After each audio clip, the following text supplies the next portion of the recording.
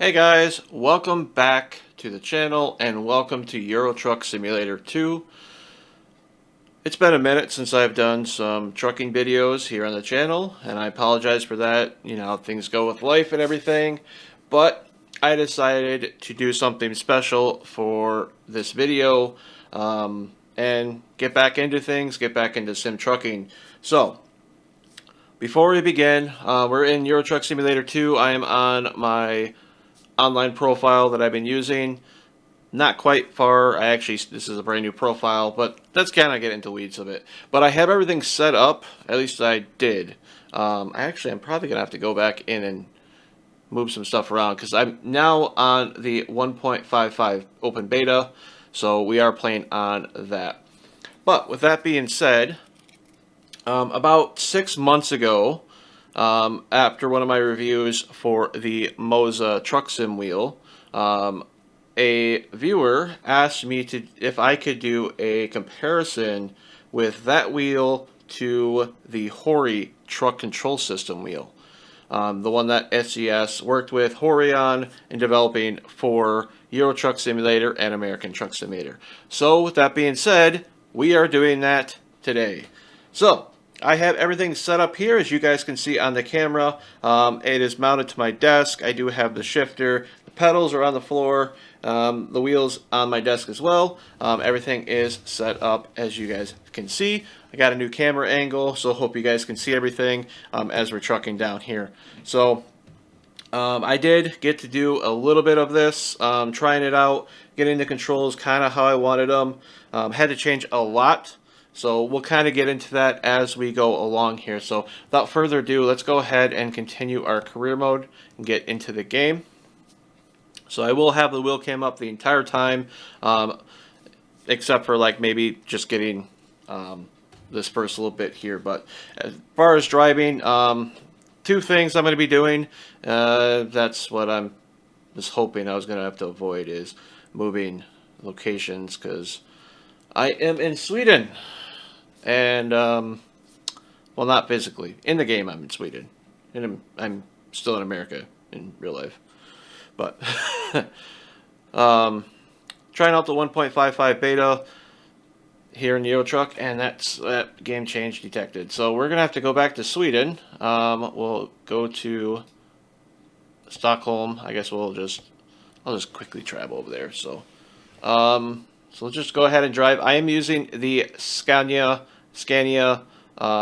S, I think it is. Let me double check that because I don't know what model it is. The S High Roof. Low level truck. I'm not even level 10 yet, so I can't customize it a whole lot. So it's very basic. But for the sake of it, actually, let's go back into that so that you guys know what we're using. For both, for this video, we're going to be using the same truck. It has a 410 horsepower, and it has a 12 speed with retarder. So, and it's 4x2. So I did customize it a little bit. So we're gonna have to drive a little bit. So I'm actually gonna cut this next part out so you guys don't see it. My track IR is not working for some reason. That's great. Hold on one second. Oh, it's not. It's paused. That's why. That's weird. Not sure why it's doing that. Let me reset that. Resetting. There we go. Don't know why that was like that, but that could explain it. All right. There we go. Track IR is working. Okay. All right. I am going to go ahead and skip this next part out just so that way we get where we're going, and I'll show you guys when we get there. Had this all set up, and then I had to go switch to the open beta. Like a rookie. There we are. Alright, hide that. So we are at the Scania Test Center, Demo Center here in Sweden in the game. It's fully modeled. You guys should be aware of this. We were here before in Euro Truck Simulator, and we're here again. So, that being said, this is not a review of the test center. This is a review of the trucking system. So, I've already configured all the buttons. I took my time doing that prior to recording this because it took me a good minute. So starting off, one of the huge advantages that the HORI system has compared to any other system, including the Moza, is that when you do the input wizard, if you go into here, your options, controls, and you do the input wizard, everything already has a home. So it automatically detects it and assigns the buttons accordingly. I did go ahead and change a couple things for my liking, but most of it is all the same because it's all labeled, as you guys can see. Everything is labeled on everything. So, got our battery, press the start button, and we're good to go. So, I did configure these to be my cameras, so that's one thing I changed. Change all that. So, just look at the truck that we're doing. This is our lights right here, this button. So we'll hit that. Brights just work right here on the left stick. Same with the directionals. Turn that off. Horn in the middle. Air horn on the left. This truck doesn't have it. But if it did, that would be the button. A couple other things. This is your navigation. I changed this one. I forgot what it was before. This is your map, your home button, all these information, messages, info, repair, navigation again, back button. I just changed a couple things to my liking, just how I had it, how I like it. Go back to interior camera. This is your move around, which is already pre-programmed to that. You press it, you look center. I have track IR, so it's disabled. This isn't really set up. Take that back. That is for your vehicle adjustments, and you can control everything using the wheel, which I like really nice because it acts as like a giant controller. So you can move everything around. You press OK, that's number 5, to move around and do all this stuff, which is nice. Or you don't want to do that, you can just press out of it again. So that acts as your F3 button. I have it programmed to F4, but whatever program button you have, that's what it works to. Push to talk for your convoy, and then your shift and cruise control, and then you got your zoom for navigation, your display. I don't have navigation in here, but this is also my stuff in here, and I don't know what that says, but there's one on the left. I don't know what that is. I don't know, but I think that's, I don't know if that resets the navigation. I don't know. Either way. And then over here you got your windows. You roll your windows down. Roll them back up. You got your suspension, your front suspension, rear suspension, your suspension reset, trailer attach, trailer brake, your lights, engine brake, beacons, diff lock. Here you can see it works.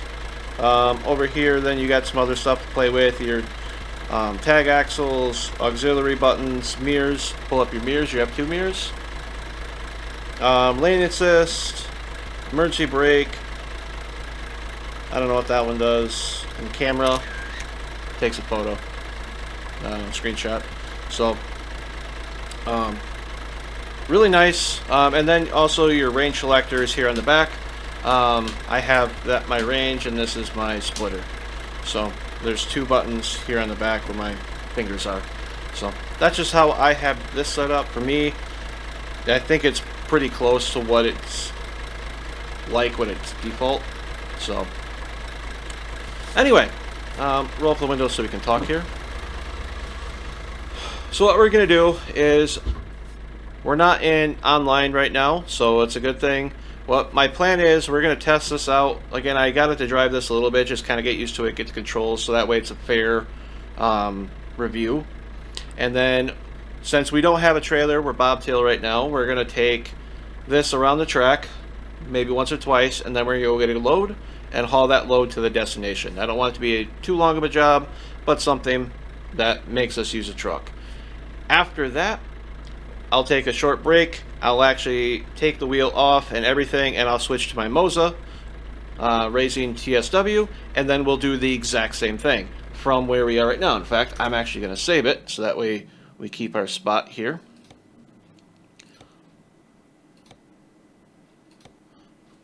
There we go.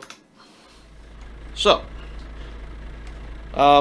one thing before we get started that I don't like already about the HORI wheels is that when it comes to the pedals, it doesn't have any grippers for carpet. That's the thing I noticed the most. So I have to put just a random box that I had behind it against the wall, so that way it doesn't keep sliding on me. That is probably the biggest drawback, just trying to get used to everything, as well as the software to get this configured properly, and firmware updates and all that stuff. You have to get it directly from the HORI website, and it's a little weird.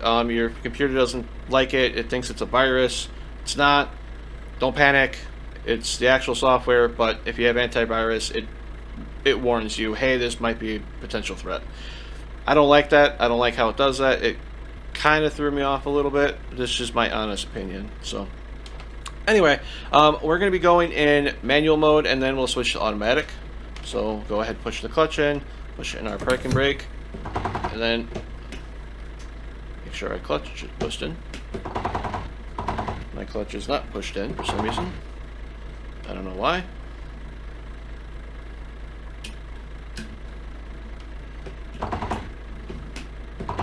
Hold on one second. I don't know what's going on with my clutch.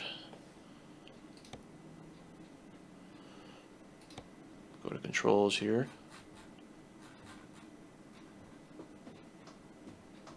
There's the accelerator. Nothing's working. Bear with me. This is another thing I noticed, issue that I'm running into, is randomly it'll do that. So I don't know why. But you have to go in here and you like have to calibrate it again.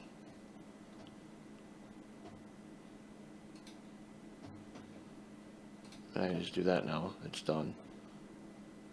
But I don't know. That's weird. I just had to do that. So this is the actual manager to control everything. Again, it's just a little weird. I don't know why. But now it works. I also noticed that there's a lot of, it's kind of like balls to the walls. You guys will see what I mean here in a minute. In comparison. So now, we'll get it in gear. We'll start rolling. As far as the turning radius, we are doing 1800 degree rotation of the wheel.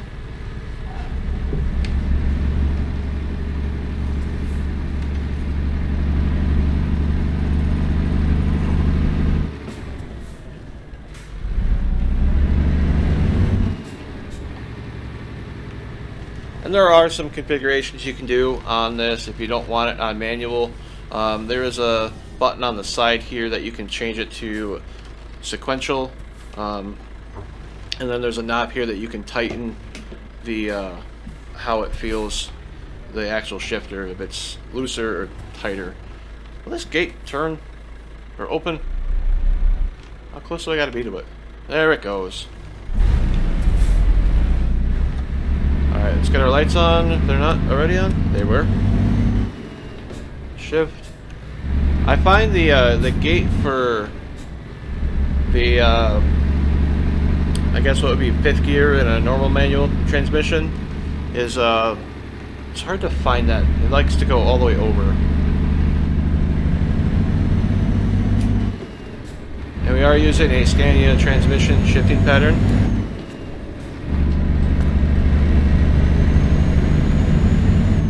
So I'm noticing that the accelerator, the gas pedal, likes to go all the way to the floor, like really quickly. And I've found myself having to dial back the speed. Actually, let's do something real quick here. Just see how fast we can get up to.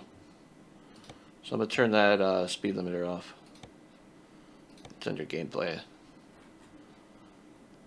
And truck speed limiter. Turn that off. But this thing likes to haul.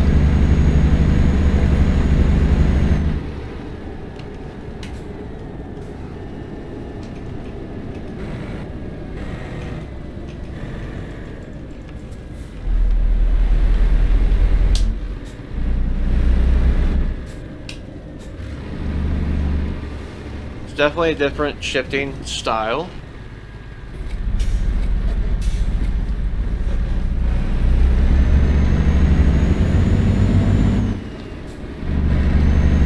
See how fast we can get it up to.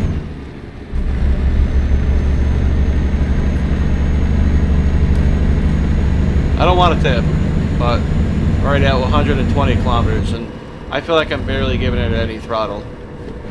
So we'll slow that back down here. And that's the same thing with the brake. I actually had to adjust the brake intensity down to 50%. Otherwise, I was slamming on the brakes every single tap. And it just might be how I have the settings. Truck is loud.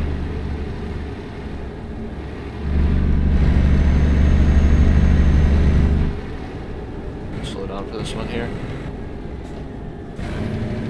Ooh, almost dynamited the transmission there. We'll do an off-road test real quick as well. Now we don't have a trailer or two, so it does play a factor into everything as far as weight.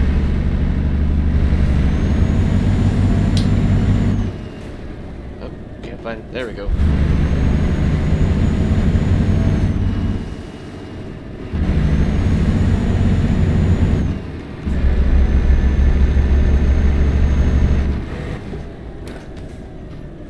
That's maximum brake.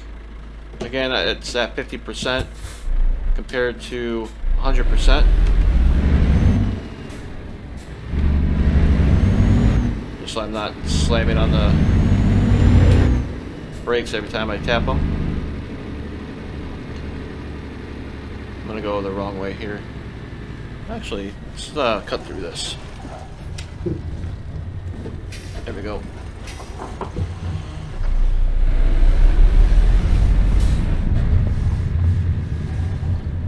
See how that force feedback is as far as bumps and everything.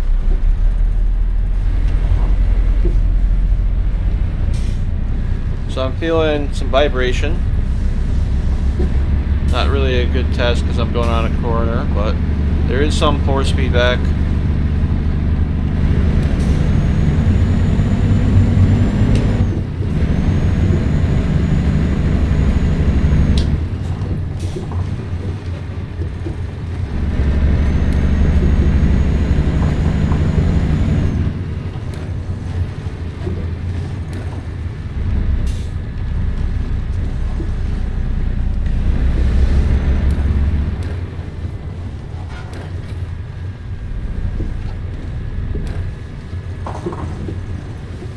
So I'm hearing it in the game, but I'm not really feeling it or being reciprocated in the wheel. I'm feeling some slight vibration. You guys can see that as I let go of the wheel, but as far as much as I thought there would be, it's not as much.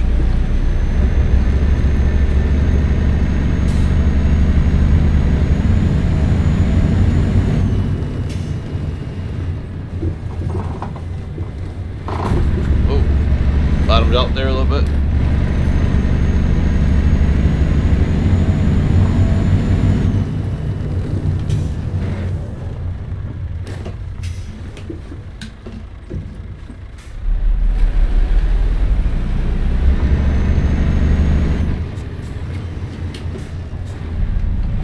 Not used to that shift pattern. It's a little weird.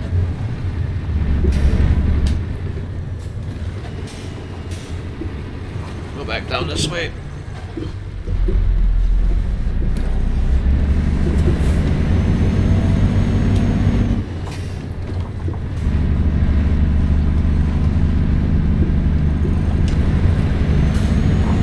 Oh, okay.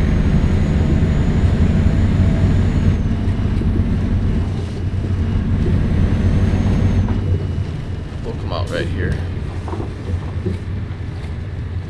Probably not supposed to, but we are.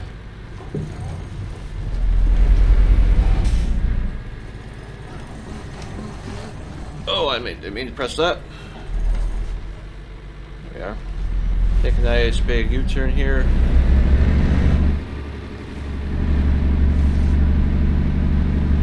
That's not bad. Alright, let's head back in.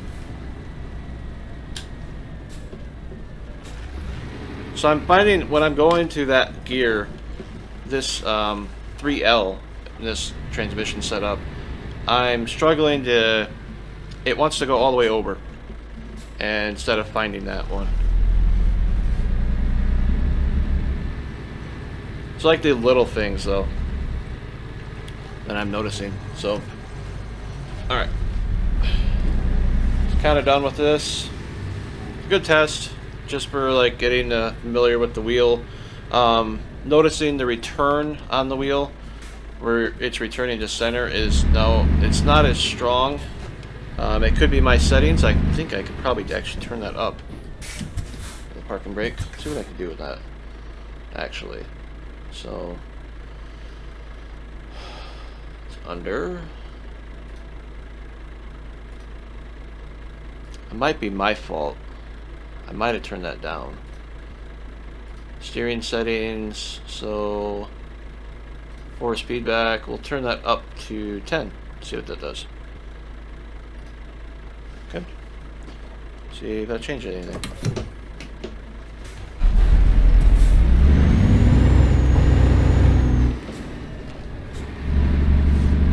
I'll do that off-road test again. I'll try a different one actually. So we'll go back in.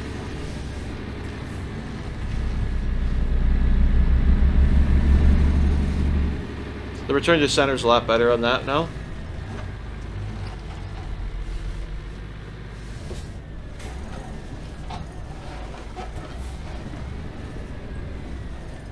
There we go.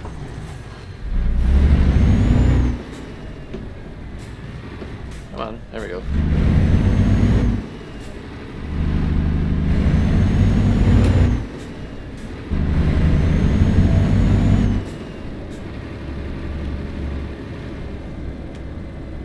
Let's try this.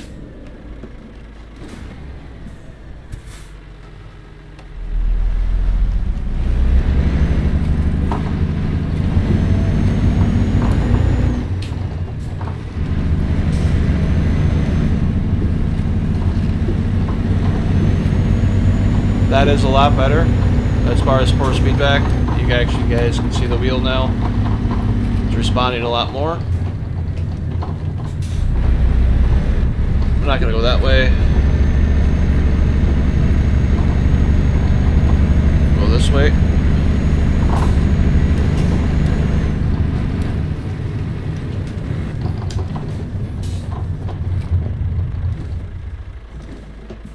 I think the brakes need to come up a little bit from 50. Let's try 70% brake. I don't want to be too much though.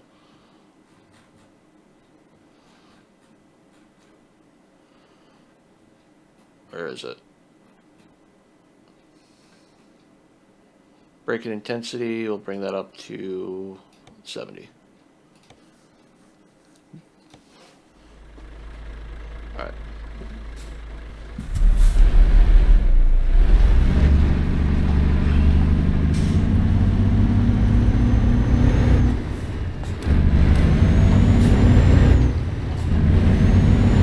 So I like the force feedback now on it. It's got some vibrations to let you know that you're off road.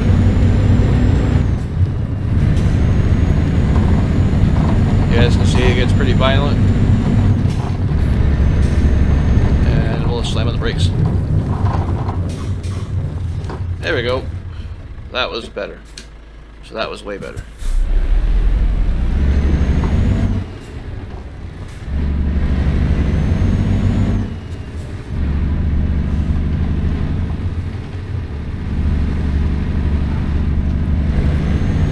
I think I was supposed to go in that way. Oh well. And come out this way. Yeah, pretty sure. Oh well. It is what it is. Alright. So that we're done with that. Oop, wrong button. That's not what I wanted to press. That one. Set up cruise control. So let's go ahead and find a load. So we'll hit the home button. Just nice and convenient. I like that. So we'll do a job, we'll do a freight market. I'm probably going to have to pick up in Stockholm, that's fine. See, one with some bit of driving here.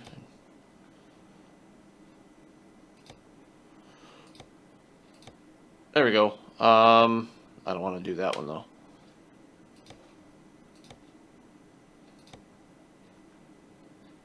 I think that's the only one in Sweden.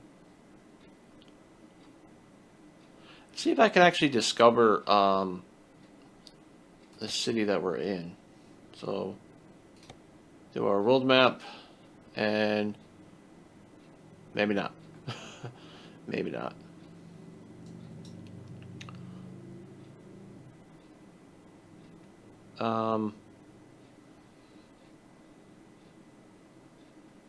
Yeah, freight market will have to be.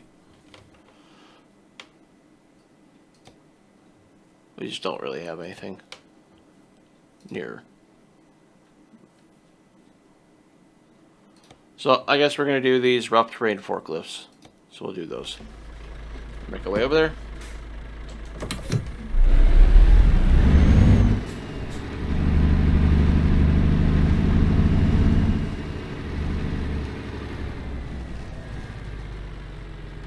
And ideally what I'll end up doing is I'll end up taking the same load.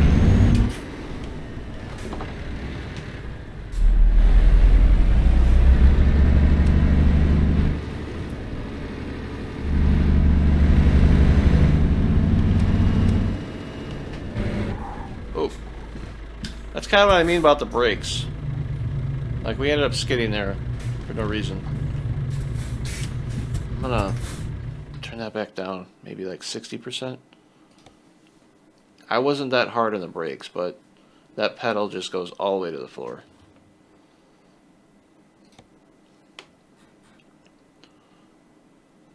So we'll turn that down to like maybe 60%. Happy medium. There we go.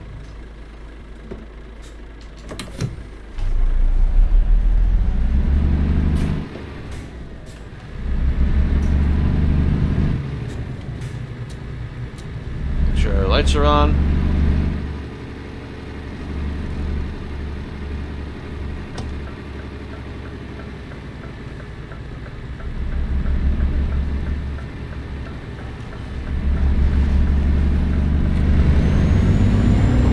Whoa.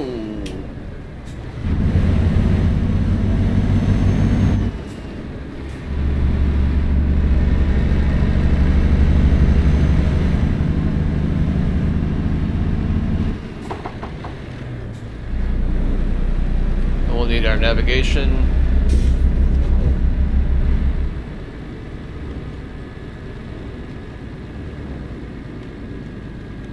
There we go.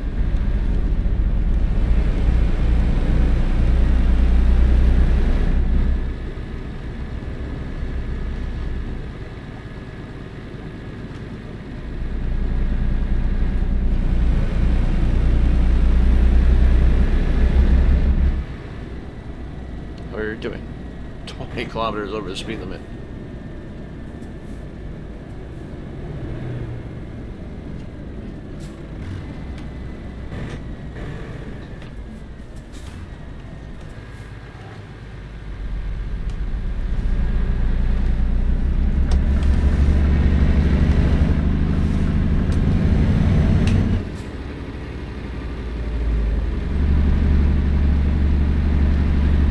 I'm not sure if it's how the pedals are positioned, if they're too close to me, and that's why I just end up just flooring it.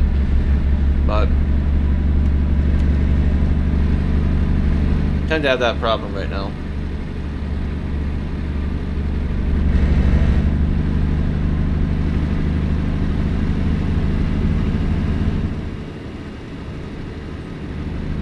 I need to turn it right here to get back on the expressway.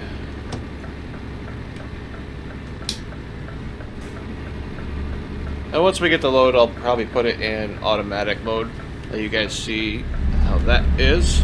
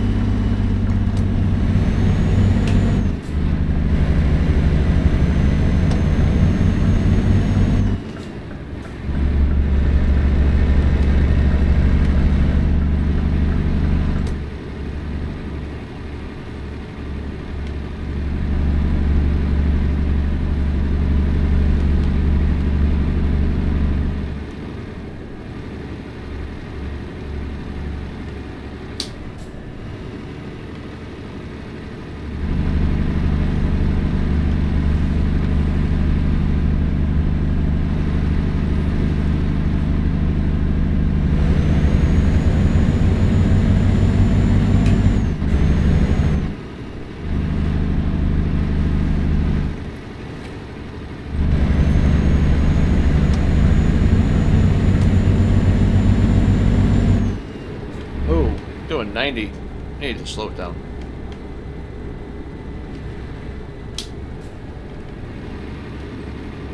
I did not turn the speed limiter back on. Should probably do that.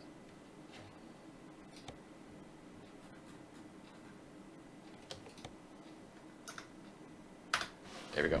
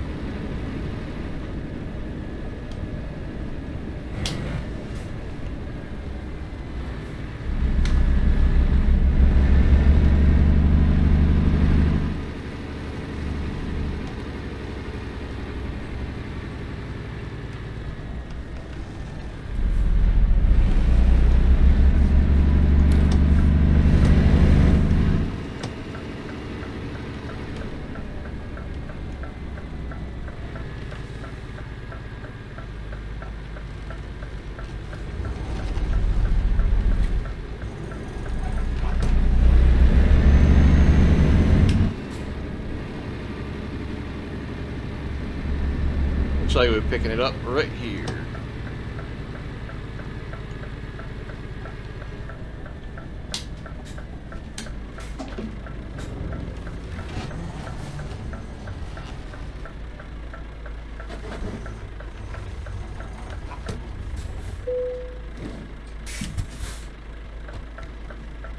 Alright, go ahead, press that button.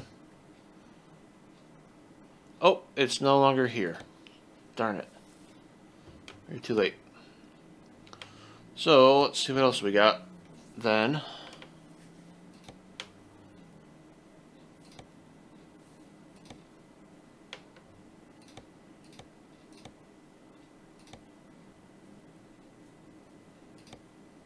We don't have a whole lot.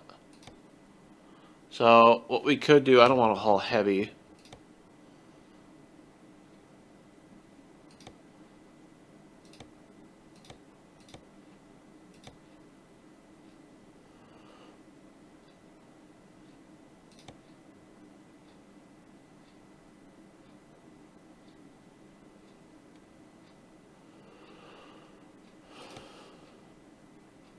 Thinking this carbon black powder. Got a decent amount of drive. It's about 5,000 land kilometers. So, or 500, not 5,000. So,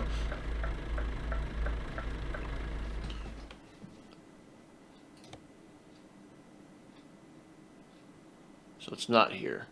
So we have to go pick it up.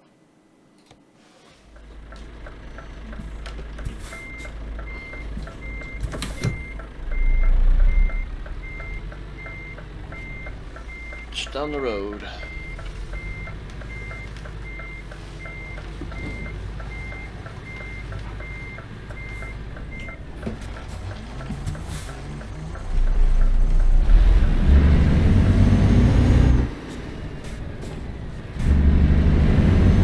Once we get the load, what I'll end up doing is I'll switch back to, or switch to automatic transmission at that point. Just that way you guys can see the shifter shifting. I don't know what words I'm looking for. You know what I mean though.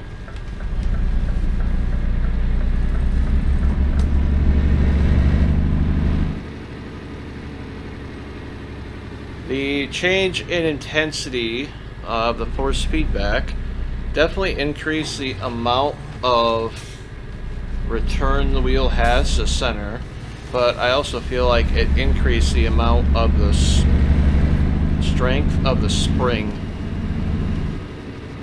that you use to turn it to begin with. I don't know exactly how that works, but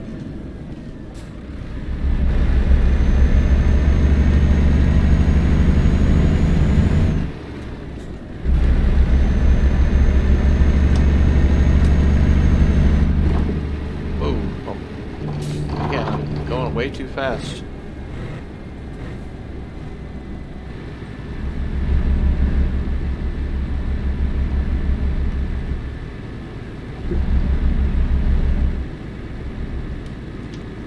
Yeah. Got the windshield wipers.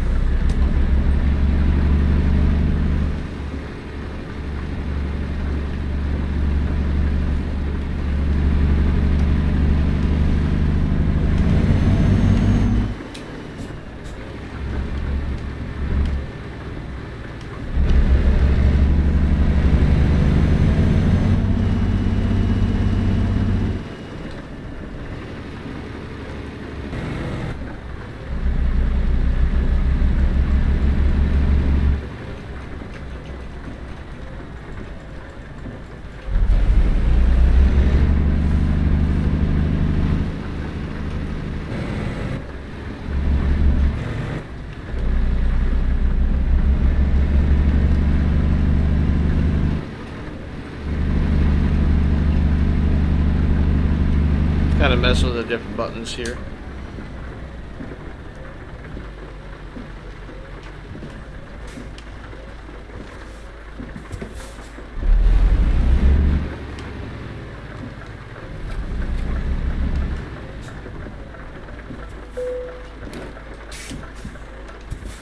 Alright, let's get our trailer.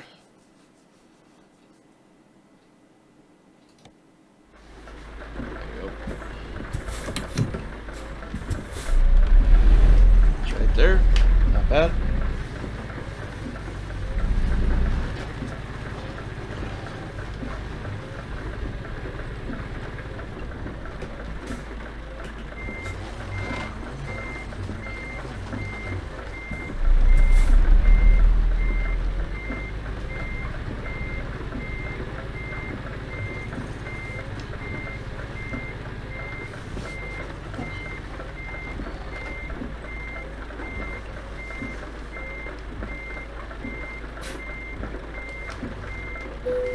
Go. And it's this button right there.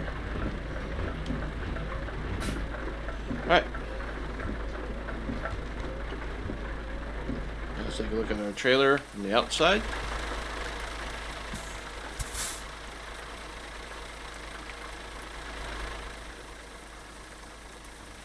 Not a bad one. Alright. So I want to make sure that I have this button configured. Forgot to swap it. So we're no longer going to be in manual. We will be in real automatic. So I believe I set my buttons to drive. So over here we have, just turn that off.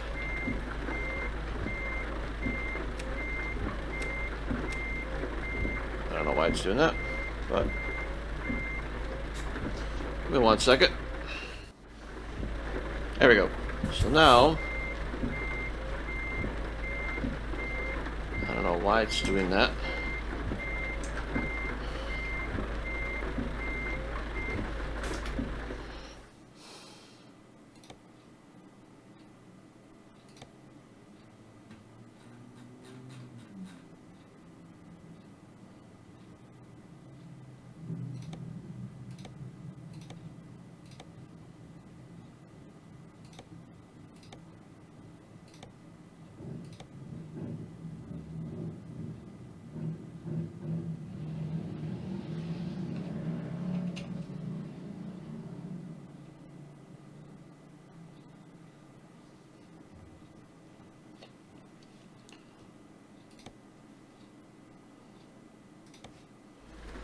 There we go. That's better. So, right here, as you guys can see, this is the shift. There's some buttons here that you can use. Neutral, reverse. I don't know why it's doing that. And then drive here. Not quite sure why it's doing that, but let's figure it out. So, yep, there we go. That solved it. So reverse is here, neutral, and then drive. So these control the automatic engine brake and automatic retarder, and then this is how you switch it to manual. I don't have it set up for shifting up, shifting down. I suppose you could do that. Might as well, right? So it'll be under buttons, and then it'll be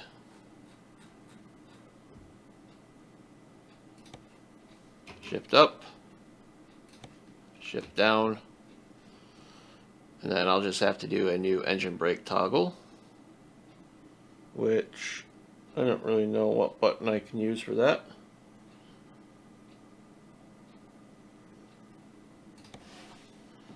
Auxiliary one. So, well, maybe auxiliary 2 I can use for that one. That works. There we go. Now we're all set. So we'll release our parking brake, switch it to drive, and we're good to go.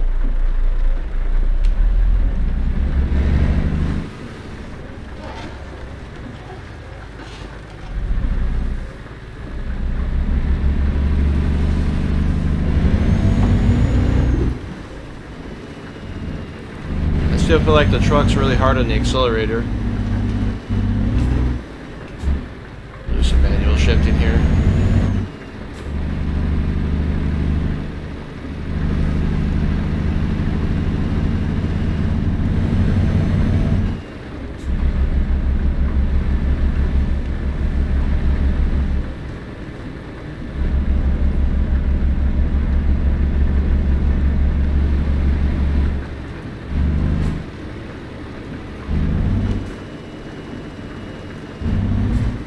The only thing I will say, it is very easy to press a different button by mistake.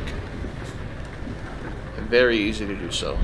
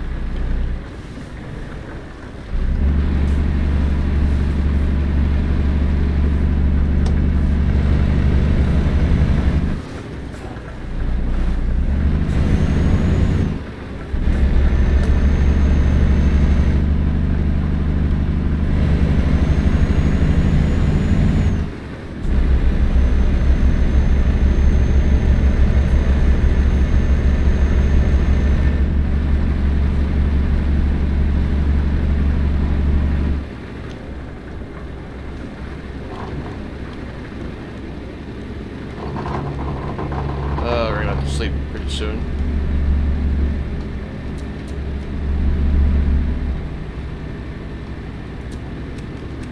There we go. Lights weren't on.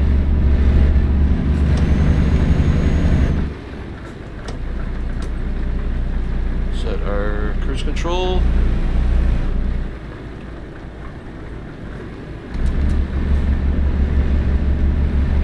We don't want to be in the right lane.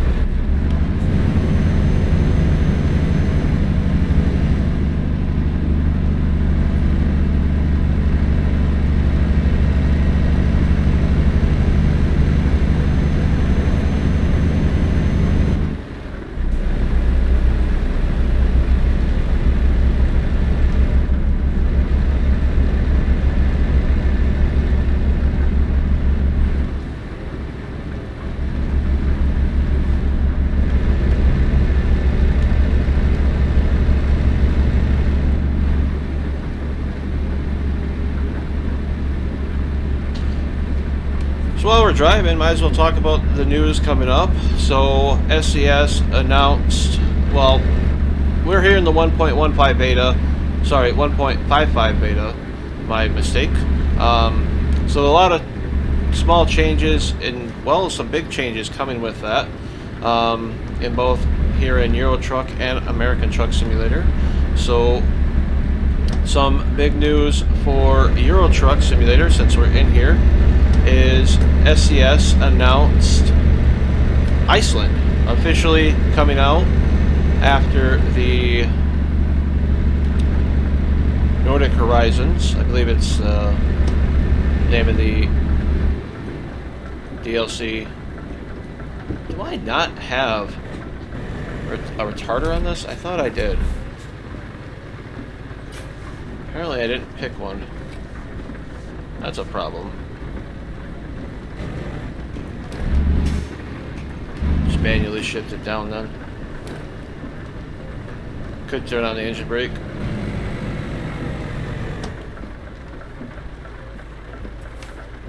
Actually, let's turn on a manual engine brake. I need to go left. What am I doing?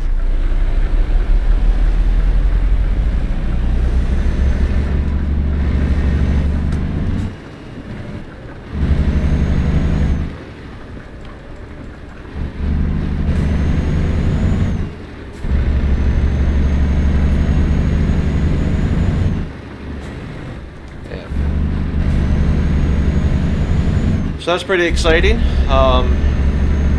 Looking forward to that. I'm actually kind of surprised I went to Iceland right away instead of working on the UK or even Ireland or Scotland.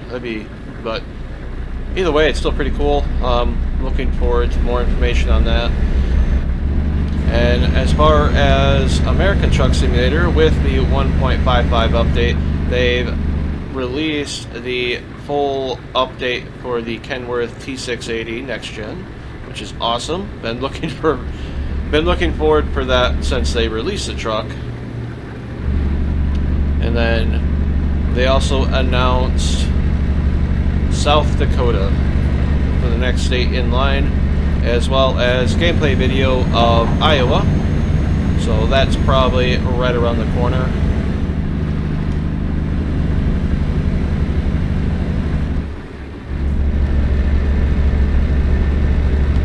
A lot to look forward to. A lot of information being released on their blog posts about different cities, different landmarks. I have a feeling that Iowa is just around the corner.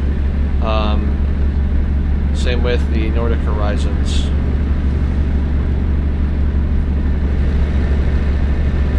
I am speeding yet again. Really easy to do.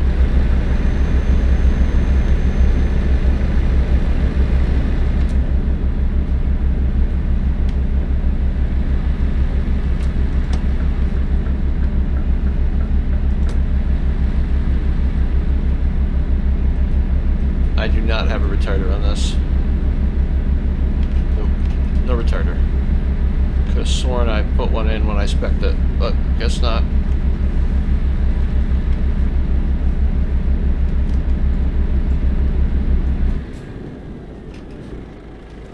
Whoa.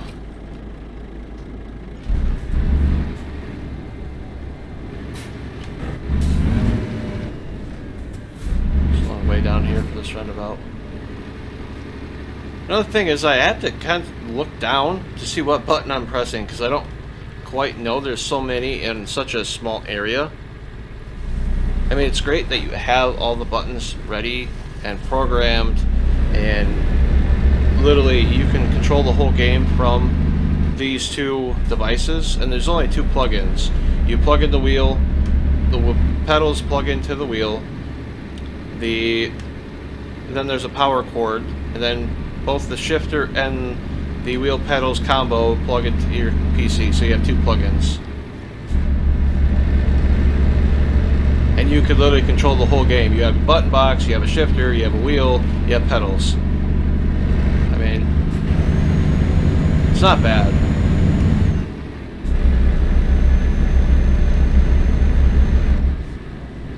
The quality is not the worst. It's hard to compare it when you have like a device like the Moza TSW, because that actually has a leather wrapped steering wheel. I believe it's even fake leather. It's still a nice soft cushioning. This feels plasticky. It's a little soft plastic here, especially right here in the 10 and 12. No, not 10 and 12. 10 and 2 o'clock. 2 and 10.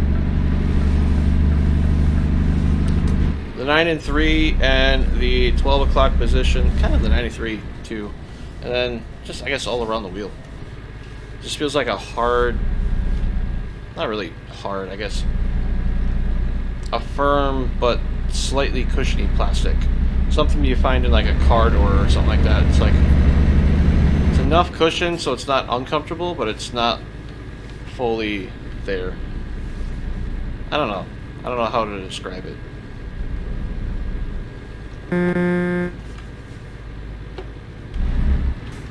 Nice functioning button in the middle for the horn. I like that.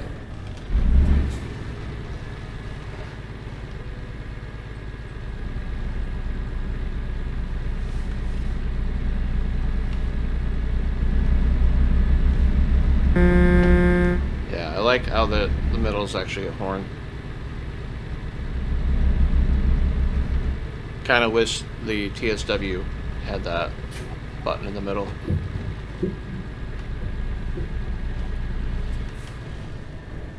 Alright. Yeah, I have to constantly look down and see what button I'm pressing because there's so many of them.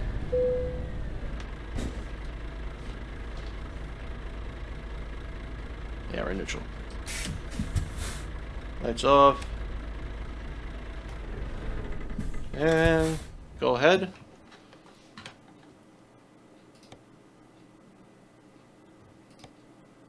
Yeah, we'll do that one.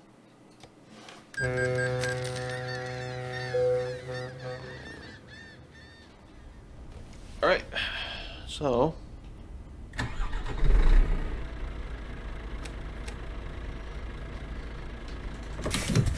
oops. And drive. We're good to go.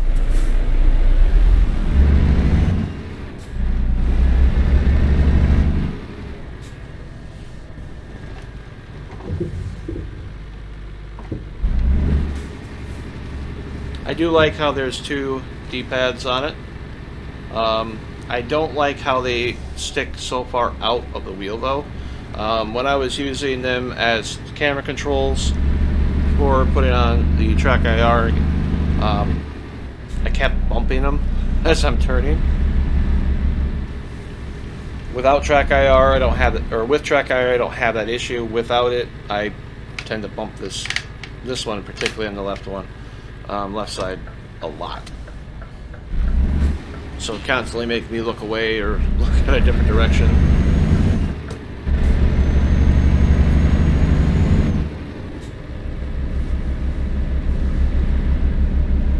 but it's not bad. You can definitely get used to it. It's when you compare it to a wheel like the Logitech or even a Thrustmaster with a small wheel, having the big truck size wheel is really nice.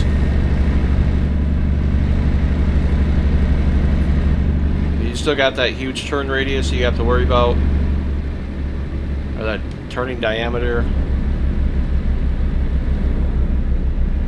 Still makes you feel like you're driving a truck. Couple downsides, just as far as setting it up wise, is you can't adjust the tilt of the wheel. You're kind of stuck with it at this kind of vertical. But when you clamp it to a desk, it's not that bad. I don't know what it'd be like if you were able to get it on a wheel stand. That might change it a little bit. I know the wheel stand that I have, it would be too high, so I wouldn't be able to use it.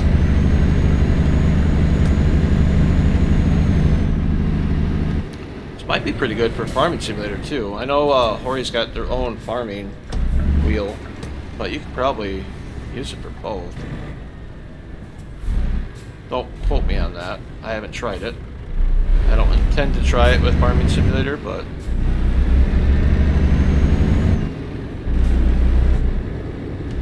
I guess that's kind of also a drawback, because this is primarily designed for trucking. And HORI makes a bunch of different wheels designed for specific applications. They have their own Farming Simulator one, like I mentioned. They have a racing one. They have a trucking one now. So it kind of feels like you have to buy multiple of them in order to fit the need of what you're playing. If you're going to swap games. Now, if you're just sticking to just trucking, it's not so bad. Like I said, you could probably make it work with farming. There's a lot of buttons you can configure on here. Granted, they're all labeled, but as long as you know what they mean, you can probably make it work.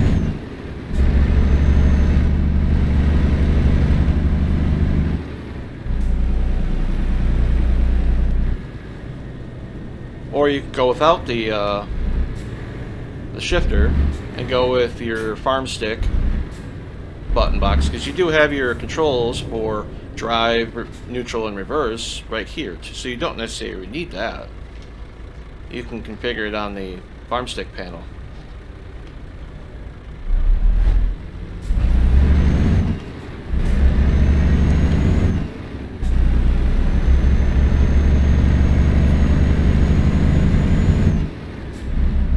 So there are a few different options that you could use this for. Oh, press the button. Didn't mean to do that. I have to look down at what buttons I'm pressing. I don't like having to look down.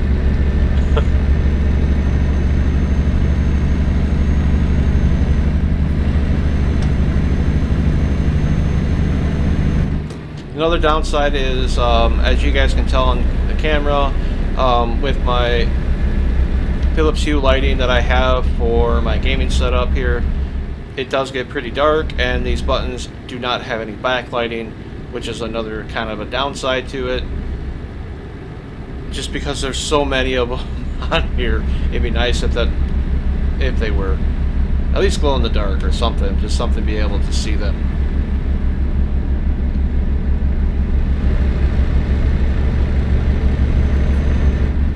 Speeding again. I think resume is that one. Yep, resume's that one. These little 4 directional buttons here at the bottom, these 2 of them, that they got so small to look down and see. You gotta really know which button you're pressing. I tried doing it by feel, and it's like hit and miss.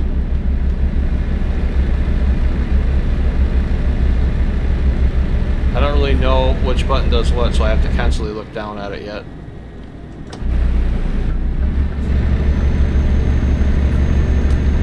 Oh, looks like they're moving over.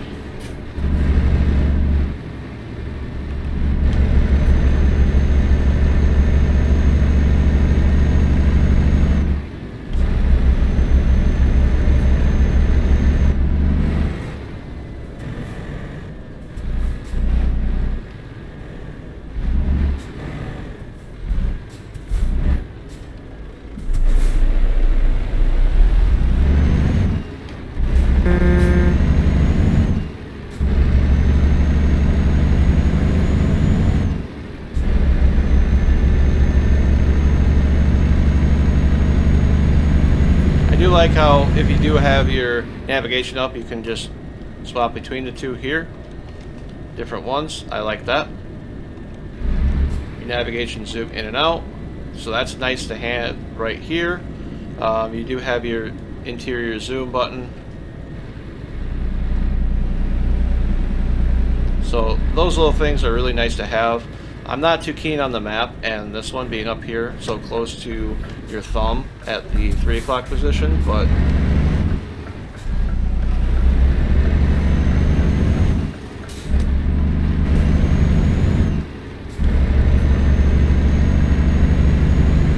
it is what it is. It's not bad, it's not where I would want to put it.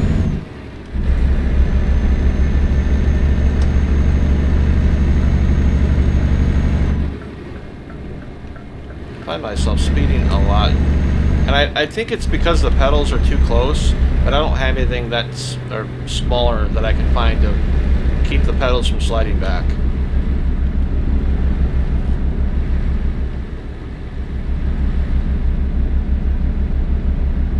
And that'd be kind of fine-tuning. Again, if they had something like the Logitech has, the carpet grippers, that'd probably make it a lot better, because then you don't have to worry about it sliding back on carpet. Or even hardwood. I feel like this slides on hardwood too. You could probably makeshift something, maybe like Velcro or something.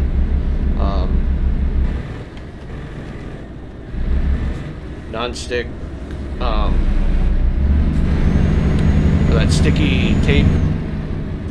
It's like a rubber that basically you put it on something and it acts as grip tape. That's what I'm thinking of. You could probably do something like that to help it from sliding. I mean, this is me just kind of thinking off the top of my head, but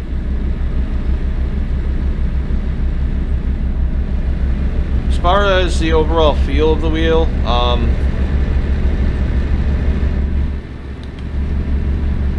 it kind of reminds me of my Logitech, the G29. As far as the overall feel of the wheel, it just feels bigger. Same with the amount of force feedback. I feel like it's there, it's a lot less than what I'm used to with the Moza now. Do I think it's an upgrade from the Logitech? Absolutely. It's a for sure upgrade from that. I never use a Thrustmaster, but if you got a pretty low-end Thrustmaster, probably is an upgrade from that too as well.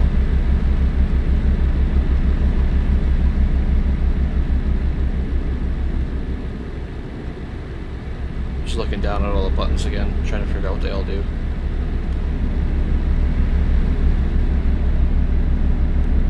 So that's your chat messages, that's Zoom. I don't need that. Navigation, info. Okay. And again, you can also use that here. Map, home button, back button, chat button, lane assist. There we go. See what that changed.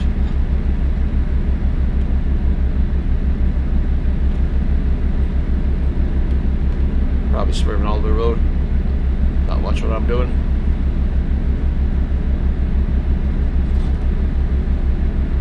Yep, there I am, swerving.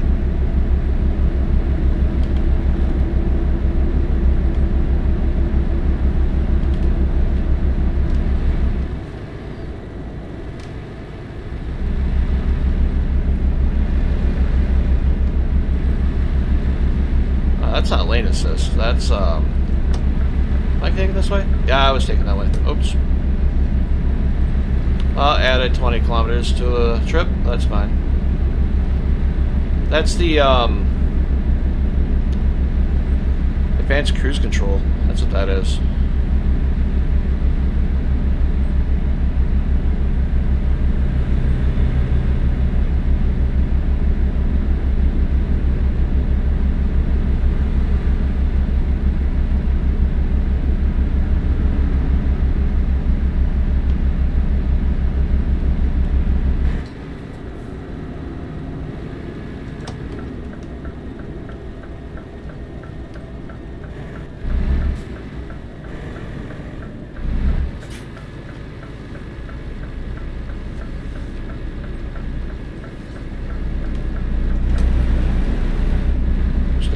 U-turn. I don't know if you can do U-turns in Europe. I don't know. You definitely need a lot of room to do it.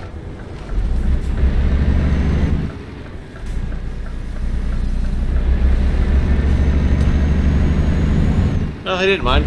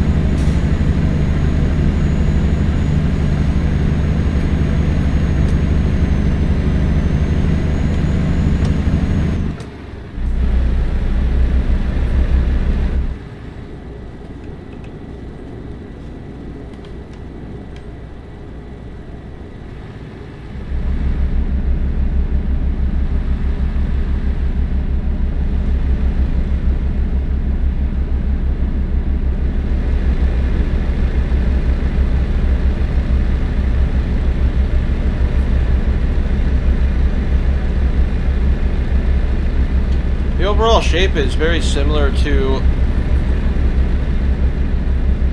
pretty much kind of like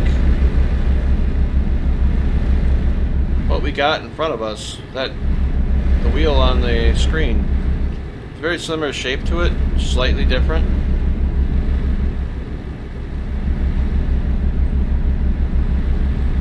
It's similar.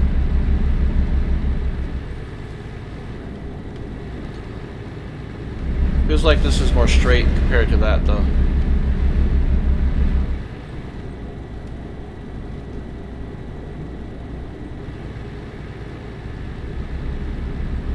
Definitely see the resemblance. Buttons down here. The four-way directionals with buttons in the middle.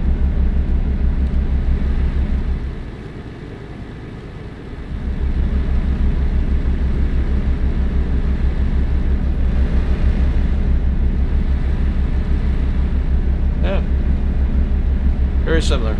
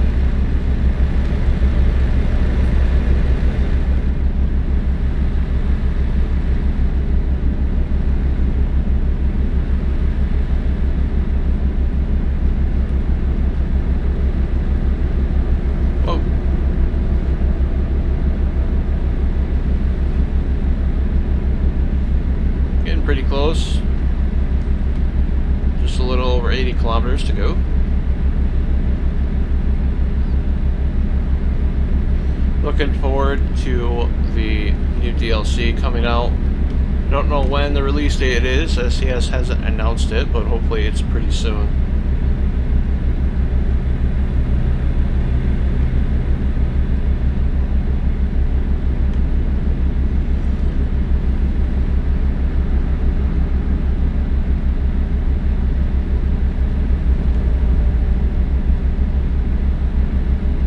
I'm also looking forward to Iceland when that comes out. We got multiple states coming out for American Truck Simulator. You got Iowa, Illinois, Louisiana, and now South Dakota.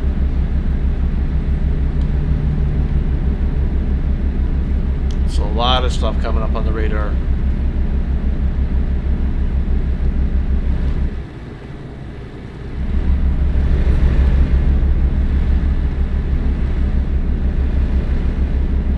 Oh, one other thing. Here on Eurotruck, SCS announced buses, project coaches. I'm not sure how that is going to work. I watched a little bit of the dev talk on that one. I didn't watch the full thing. But it sounds like it's in the work. They already have a Volvo, a Scania. I don't know if any other buses that are officially announced for it. They've already been in the works on that, so I'm curious on how that's going to integrate with the world of Euro Truck Simulator and coaches. I'm really curious on how that would work. I know during the holiday stream they teased straight trucks,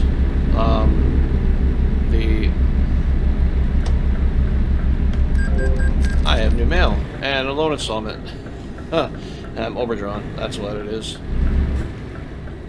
That ferry ride cost a lot of money I didn't have.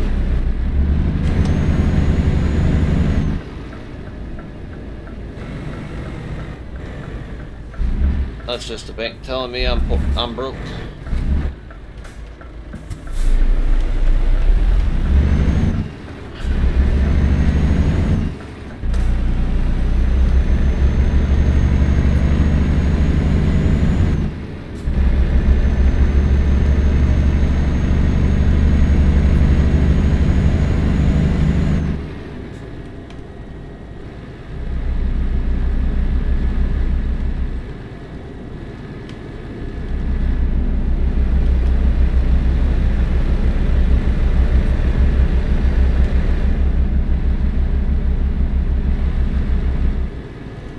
But I am really curious to see how everything plans out with that, when they're planning on introducing it into the game and the mechanics around it, picking up passengers instead of cargo.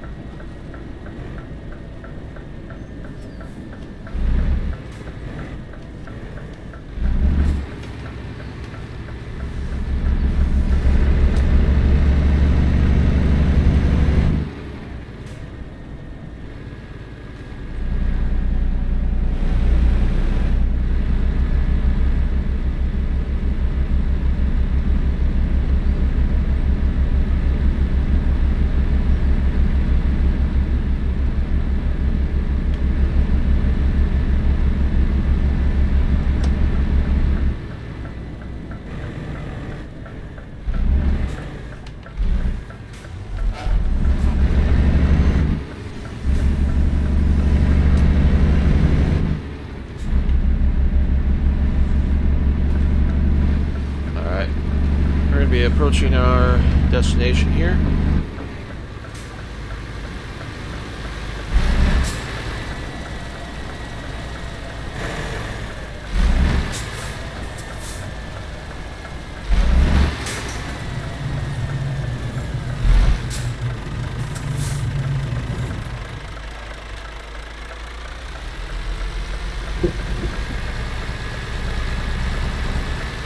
Looks like they want it over there.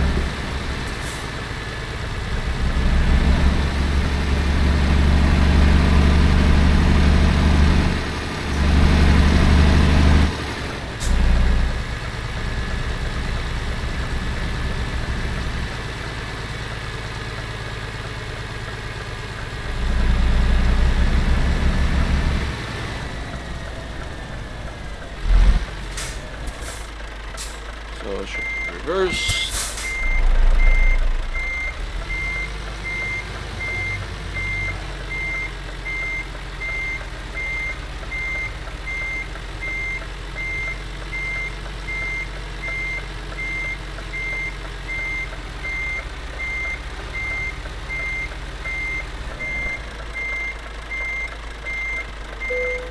There we go.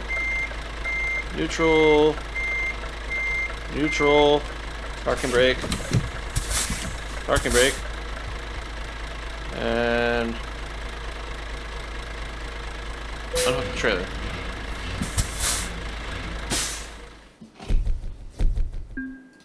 I'll just skip the results. Skip that. And we'll pull forward.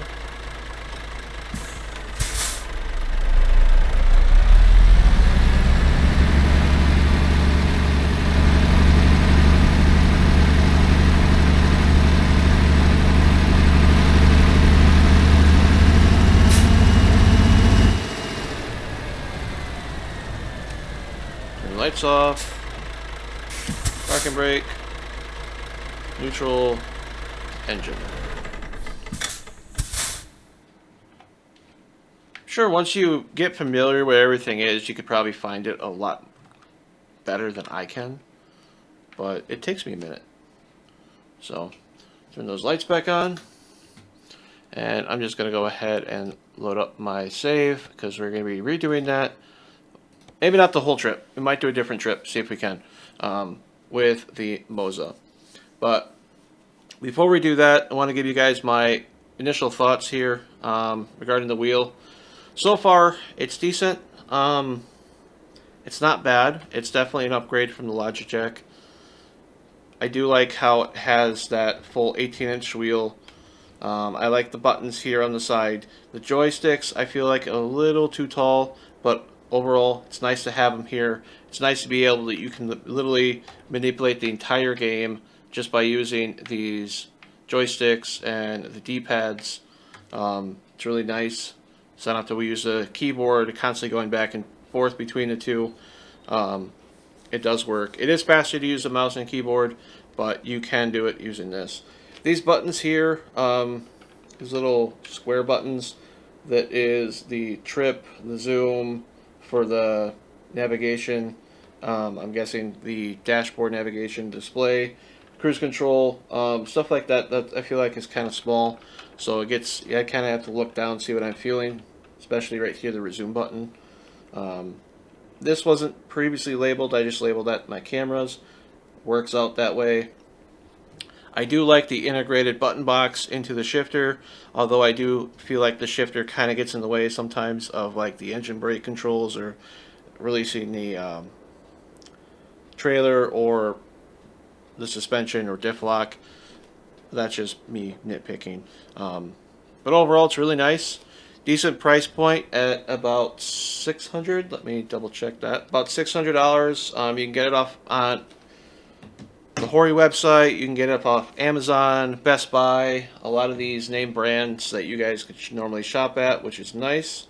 Does have force feedback, which is nice. It is, if I'm not mistaken, it is a gear-driven system, but it does look like there is some gears inside, as well as a belt, kind of looks like. But that's what you get on the turning radius. And it changes based upon the game feedback as well, your settings on there. But overall, it's pretty nice. It's not. If I didn't buy the Moza Racing TSW and spend as much as I did on that, and if they announced this before that, then I probably would have bought this. But that being said, we're going to go ahead and switch to that and see what it does side-by-side comparison. Well, not really side-by-side, but back-to-back comparisons on the same track, doing the same thing that we did. So lap around, and then off-road tests, and then taking a load. So I'll be right back as we switch over. All right, so we are back. Got everything switched over. As you guys can see, this is my Moza setup. Just for the sake of the video, I'm not going to have you guys focus so much on the button box or really much the shifter. It's more so focused on the wheel because these are separate. I'll cover that kind of towards the end, but this is kind of more just of the wheel and the multifunction stocks. So I'm going to fix the camera here real quick. Just that way it's not so much focused on that. As long as it doesn't impede my ability to shift. There we go. So that's a little bit better. So, going to be doing the same test, exact same test as we did. So let's go ahead and get the truck started. Go into our first person. Now everything's set back up the way I had it before. This is how I prefer it. I had the controls config saved, so before I did the HORI wheel, I was able to get everything set up. Also, just for the sake of time, we're not going to be doing as long of a drive with the trailer, but I still wanted to incorporate it. So let's go ahead and get to the testing area. So same premise though, we're going to be starting off in manual and then going to automatic when we get our load. So let's go ahead into the testing facility, and then I'll give you guys some feedback at the end, what my true opinions are and everything. You guys got it during as I was driving with the HORI wheel. So let's go ahead and get over here.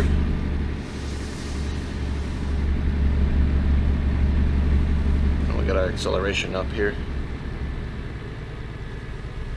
I don't remember if I started from a dead stop. I don't think I did. So, well, we're going to do that right now. Start from a dead stop.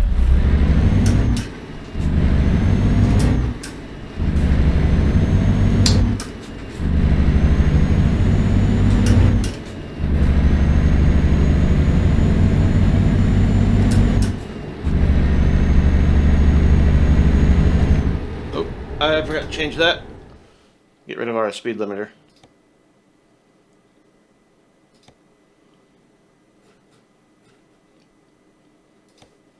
For right now.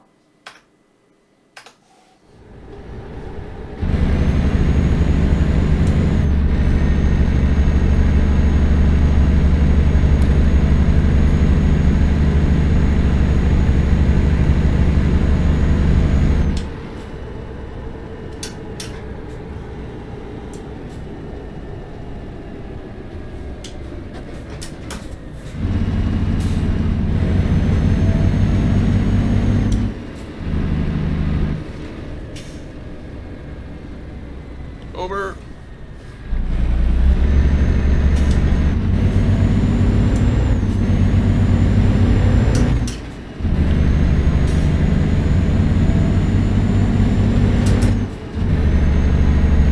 All the way in 6 high and see how fast we can get up to. Alright, let's back off a little bit. Coming into this corner, I don't want to flip. We're coming in a little hot.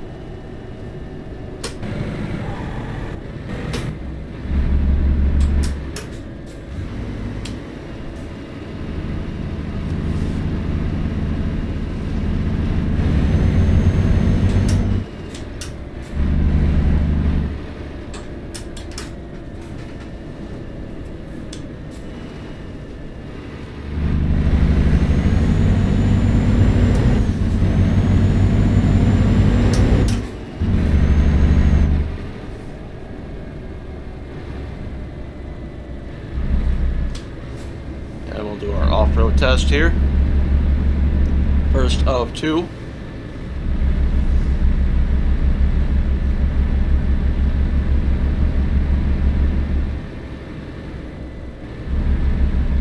As we find it. Right up here.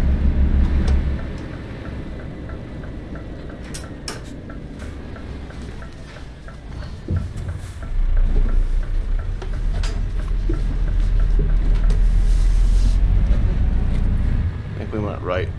We did.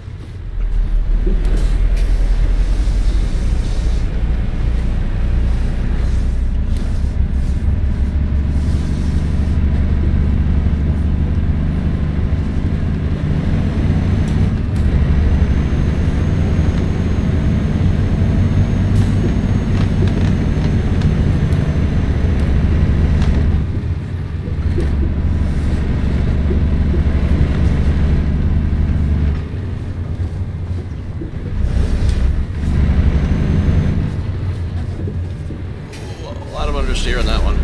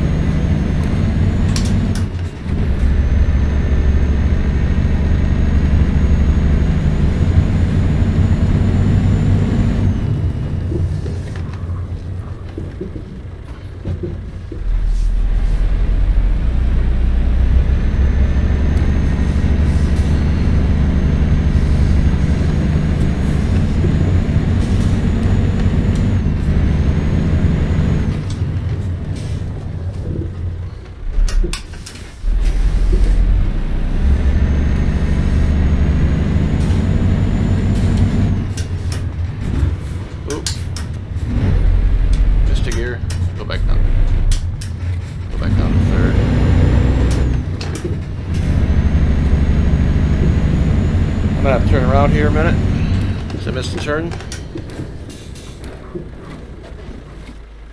Alright. So easy to get lost up here. There's no GPS, no path.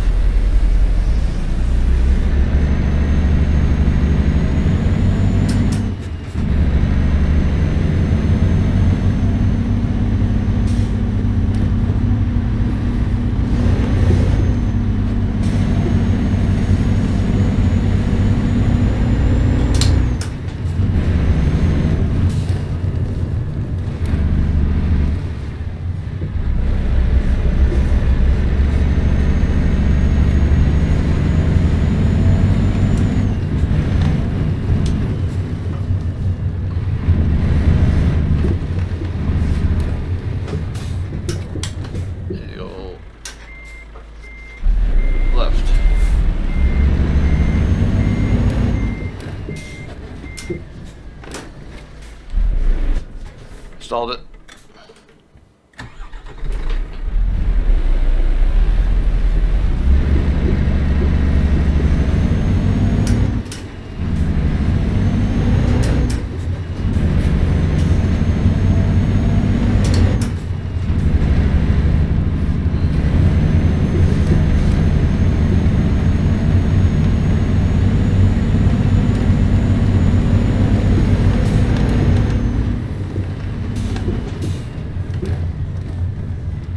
I think we're just going back in the loop, so we got to turn around.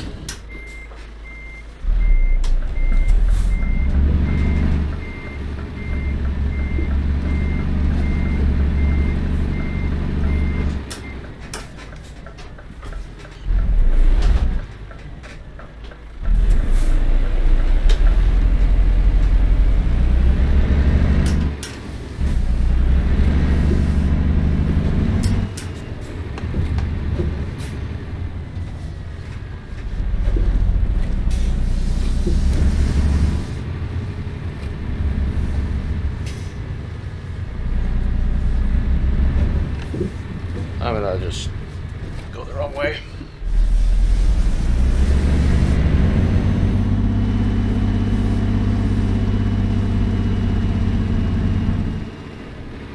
we'll do the roundabout.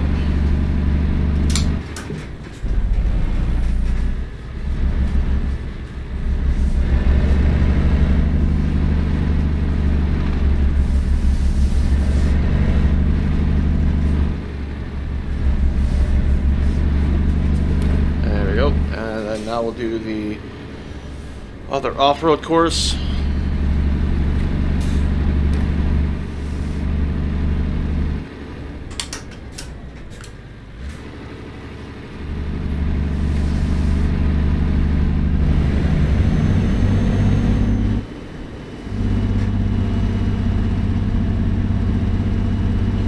After we're done, I'll give you guys my opinion on the differences on what I've noticed just with that a little bit. But I want to get a collective thought process and be a bit more thorough. High-speed off-road.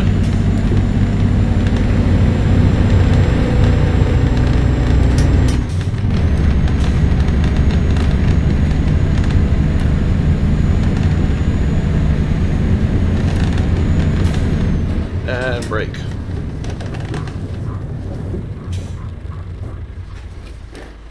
All right. Do that one more time.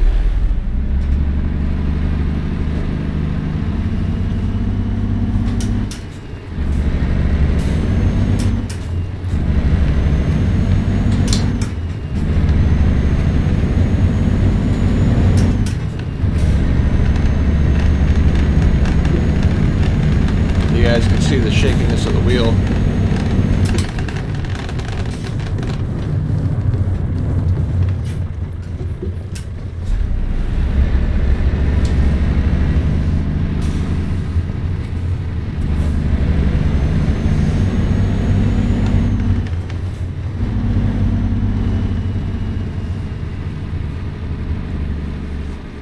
Alrighty.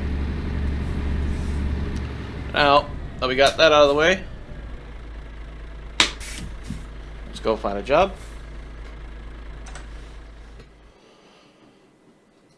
Go to our freight market, see what we got. Oh, that's not where I wanted. We are in Stockholm.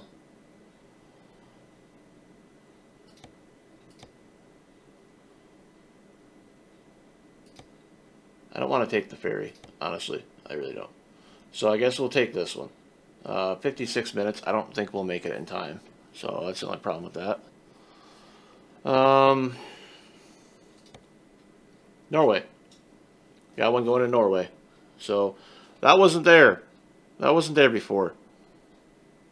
The heck. But we'll take it.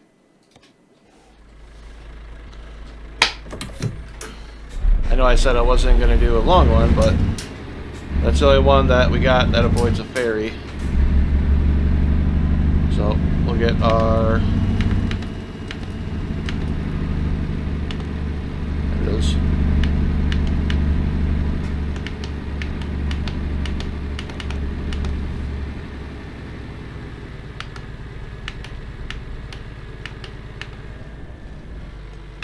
There we go.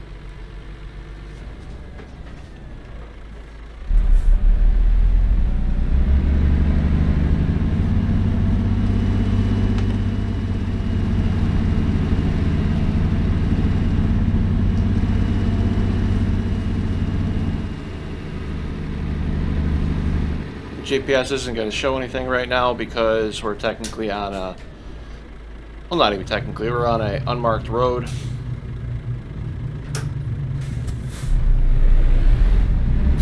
I do need to do one thing though. I gotta change this. I'll change this up to 75. That's normally where I like to have it. That's my personal preference.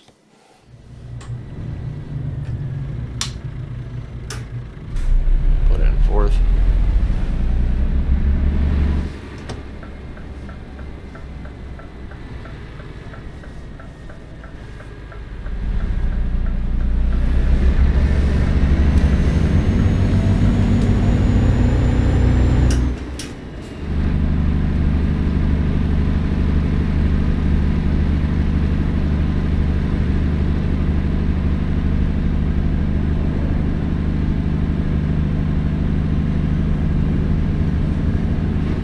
And I understand while doing this review, it might be slightly biased, so full disclaimer on that, but I'm trying to be as objectively as I can in comparison the two wheel systems, because these are the only two that are designed for trucking that are out on the market right now, is either the Moza or the HORI.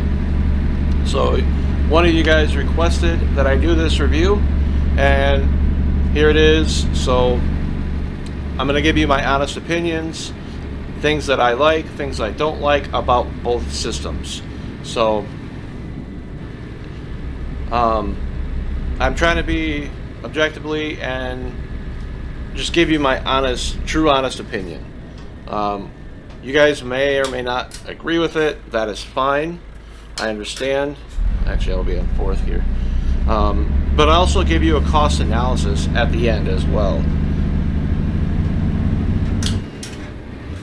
Oop, what am I doing? I'm trying to grenade my transmission. That's what I'm doing, apparently.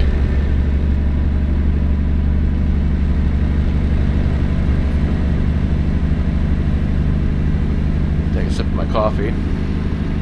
I am recording the second part the morning after the first part, just because of it ended up being so late when I finished the video, finished that part of the recording.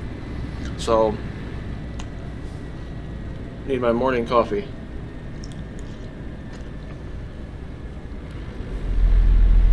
We're gonna go right.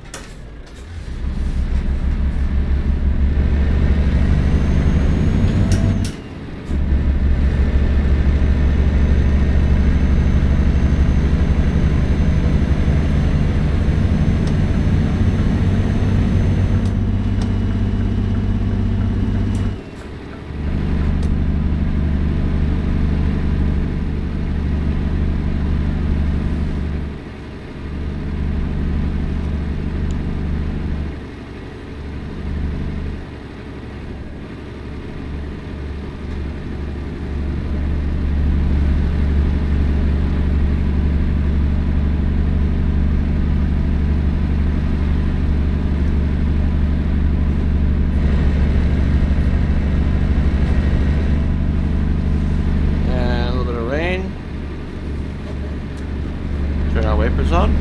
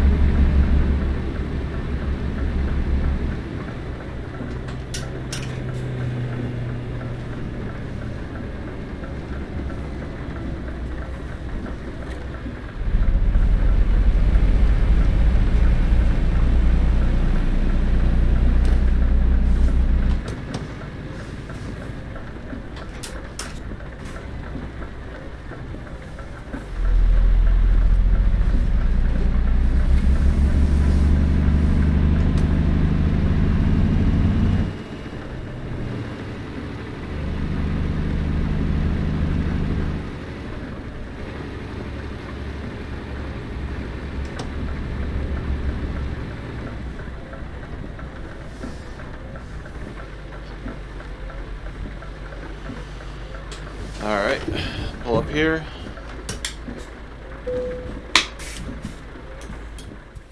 Get our delivery.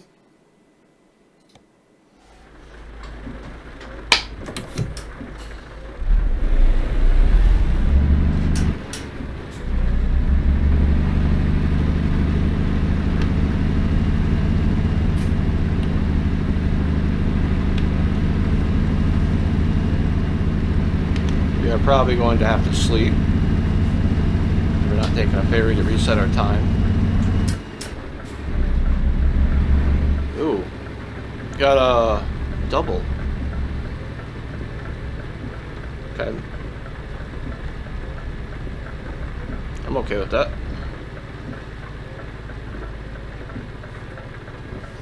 I'm gonna have to be careful pulling out of here though.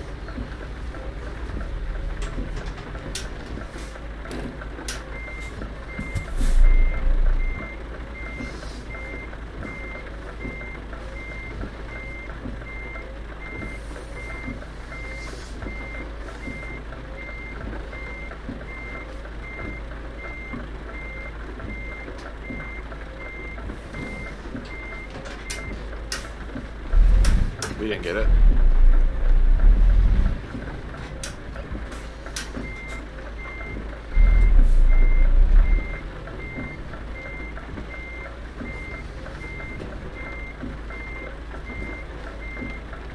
Now we got it.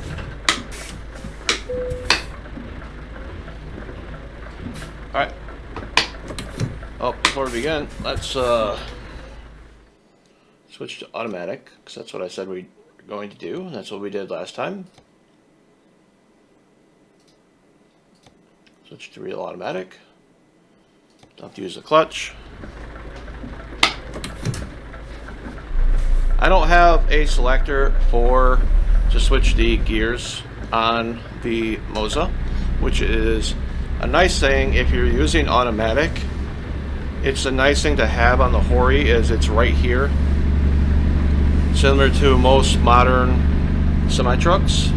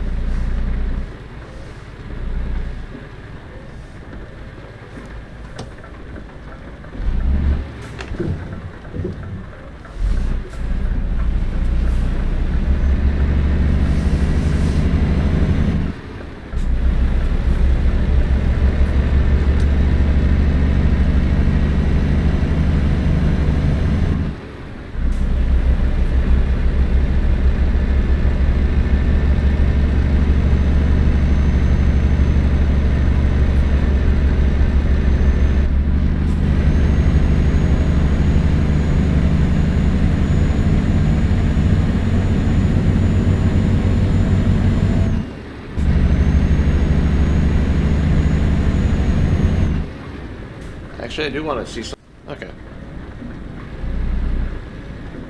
Now I do. So we're in drive. I actually can take that out because I don't need it.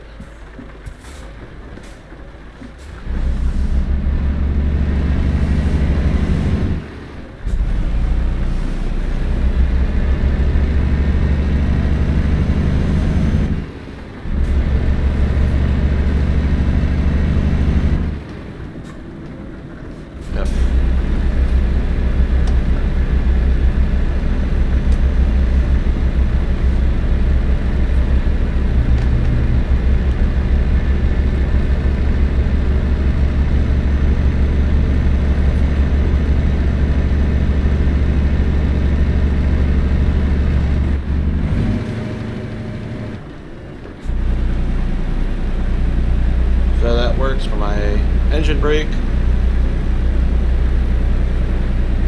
If we wanted to, I can manually shift.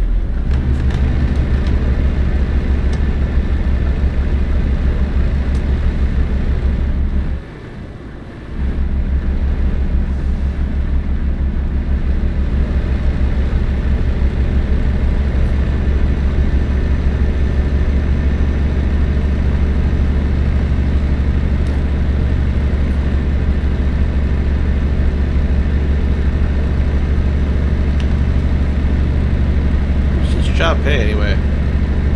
32,000. That's not bad. So a bit of a long haul, but not bad. Probably won't cover the whole thing. I'll probably just cover up into we sleep, and then we'll call it the video there, just for the sake of time. So how much time? We got 5 hours to sleep, so let's try to find a rest area about 5 hours away.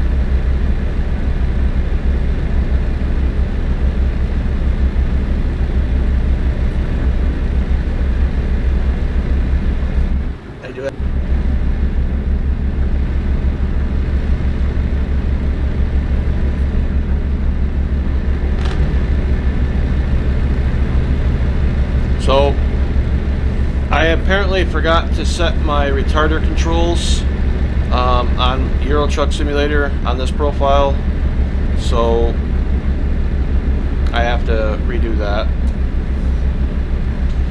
I guess that's one of the negatives about the TSW, is if you want these advanced features like this, it requires more setup time and an understanding of how this worked. When I first got the wheel, when I first got the multifunction stock, I had no clue how to set all this up.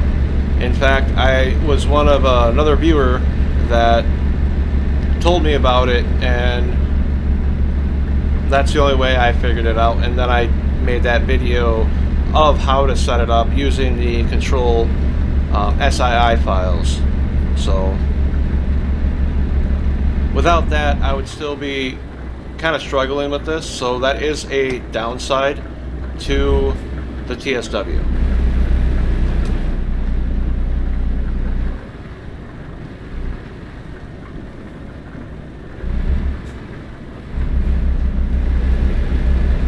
And that's what I was just doing, is I was setting the range for this switch right here where my thumb and finger are. You guys can see it on camera. To get that top one for the retarder and the bottom one for the retarder, because that's where I have the retarder set up. My other profile, I ended up deleting that profile because I forgot why, and then I was using this one. I think it was a duplicate profile that I never used anymore, and so I'm using this one, and this is what I've been setting up with. So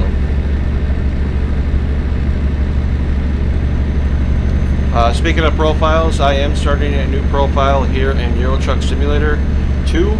It'll be kind of what I'm doing for American Truck Simulator. I know I haven't really started the career mode, but going on the starting, where you start at the driving academy and then go into the career mode as a driver for hire, kind of on a realistic economy setting using some mods.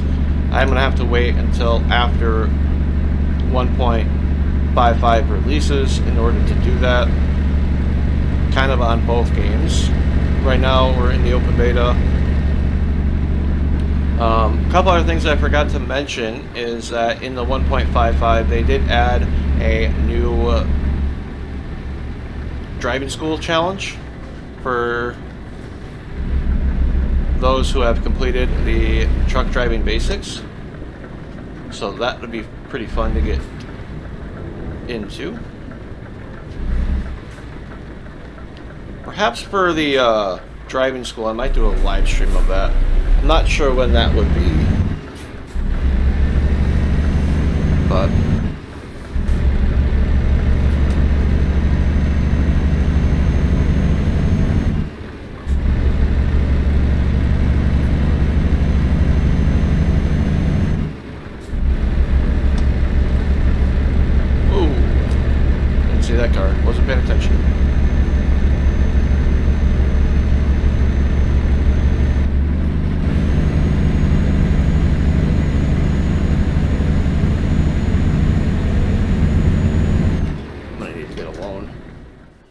quick here, so that way I don't have an overdraft. Pay that back anytime.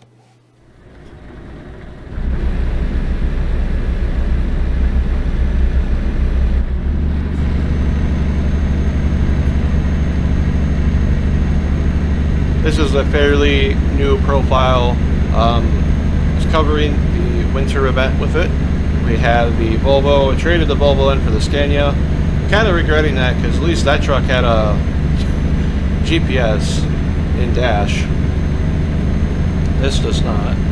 So that's the map. That's my camera views.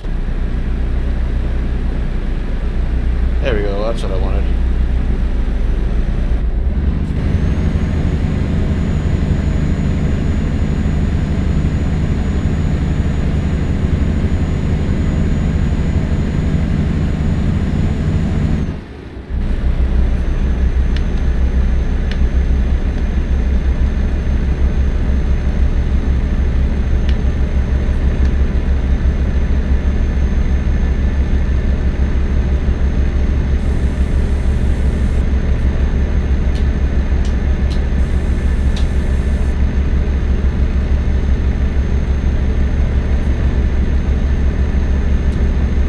Wipers on anymore.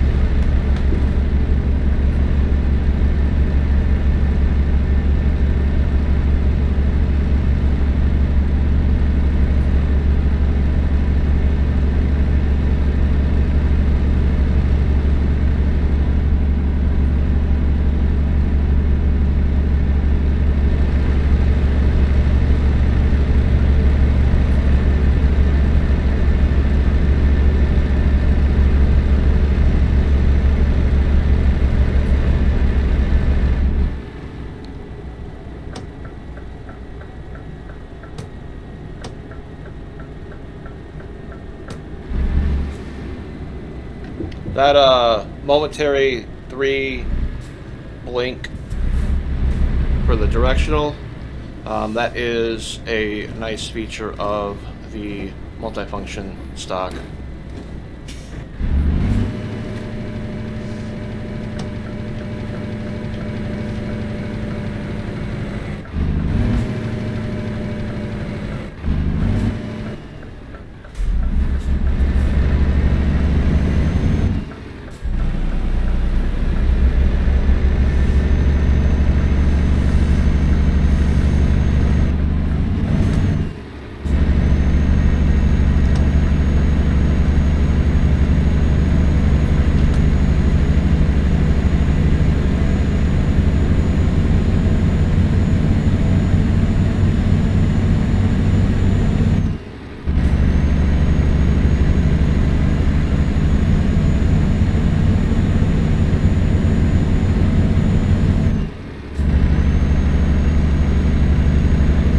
Forgot to do that.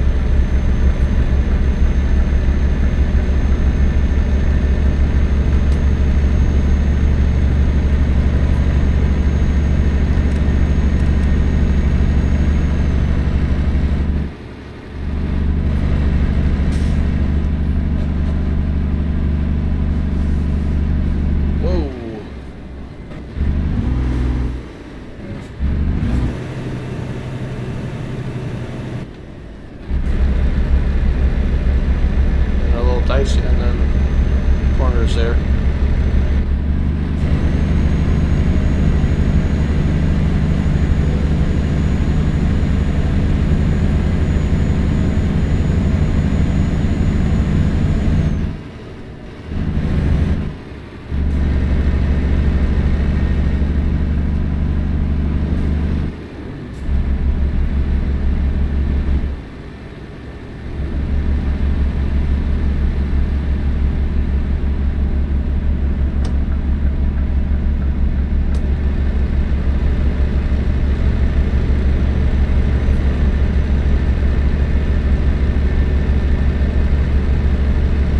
rest area is going to be up on the right.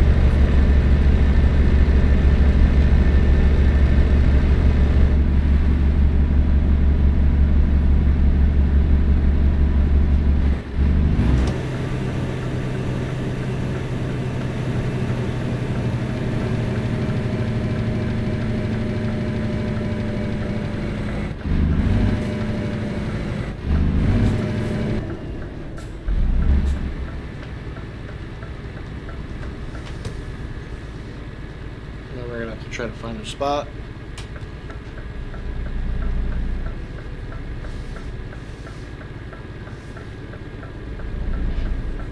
Not ideal parking at all for a truck and trailer of this size. I don't think we'd be able to. There we go. It's letting us park right there.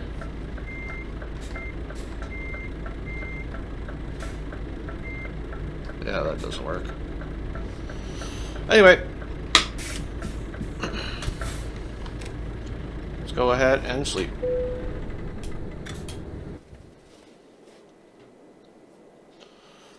And there we are.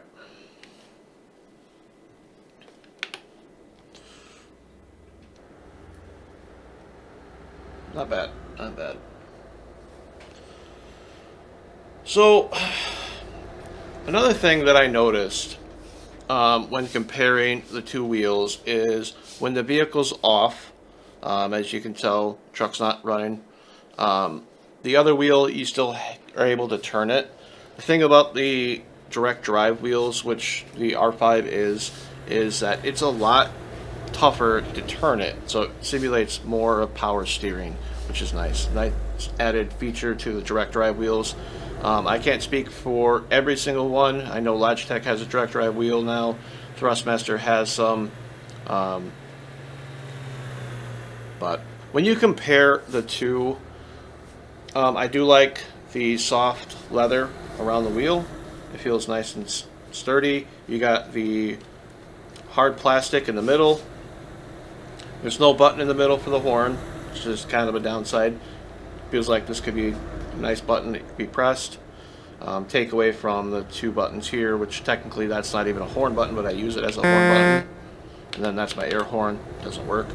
A couple other things I wanted to mention, especially regarding the wheel in comparison to the HORI trucking wheel, is that the Moza does have LED backlight or backlit buttons where the HORI does not, which is great, as you guys saw throughout the video where we were doing some nighttime driving or low light driving, where the wheel still was illuminated so you can still see the buttons.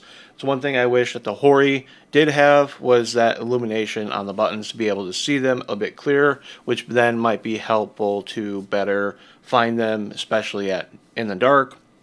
I like to have my setup completely immersive with Philips Hue lighting, so as you guys saw in the video and the wheel cam, that it changes depending on the game and the environment that we drive in. Additionally, I wanted to mention as well, as far as the pedals, now granted, if you guys get the truck sim bundle, you'll just get the basic pedals that come with it. I do have the CRP load cell pedals, which then provides a lot more feedback, more resistance in the accelerator pedal. I noticed a lot more resistance in it, so I didn't have the tendency to have my foot all the way to the floor. I felt that resistance like you would in a natural vehicle, real life vehicle. The brake has a little bit more resistance as well. I'm not sitting there slamming on the brake every time. I actually have to kind of put a lot of weight on that brake pedal in order to actually hit the brakes really hard. And then the clutch also has a nice feel to it to simulate the feel of a real clutch. Now that is extra. You don't get that unless you buy those pedals separately. It does not come with a bundle, and it does run in a pretty steep price point, which I'll cover it a little bit at the end of the video here. But when it comes down to price, I'll actually pull this up for you guys here so we'll get out of the game. Alright, so when you guys compare the two, so on the left we have the HORI Truck Control System, and then on the right we have the Moza Trucking Bundle. They're both about the same price. $50 difference in US dollars. But in comparison to what you get, let's take a look. So for the HORI, you get the wheel, you get the shifter, which has the button box built in, the pedals, the three pedals. It is a gear-driven system, as you guys can see here, and that's the box. So, and that's what it looks like mounted up.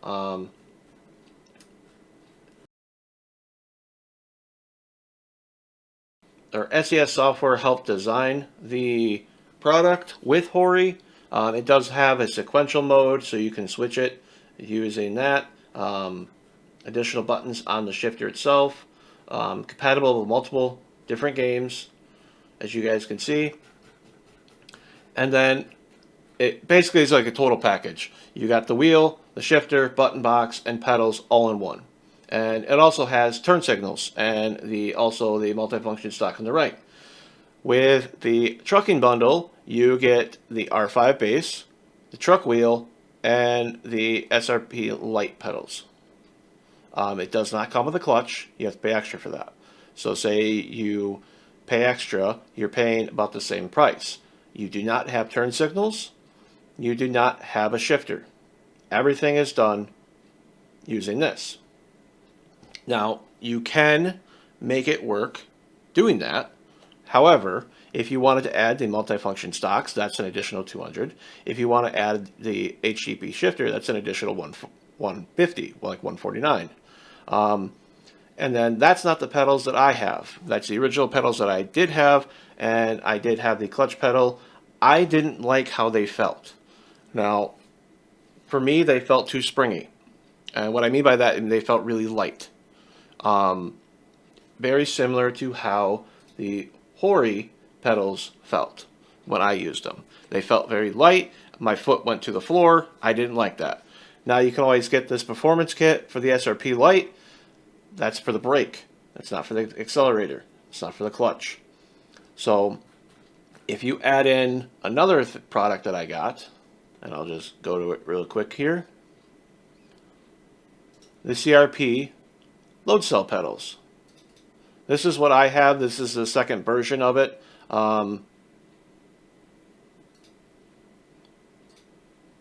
Apparently now you have to get them separately. I thought that's just the throttle and the brake, and then you have to buy the clutch pedal separately.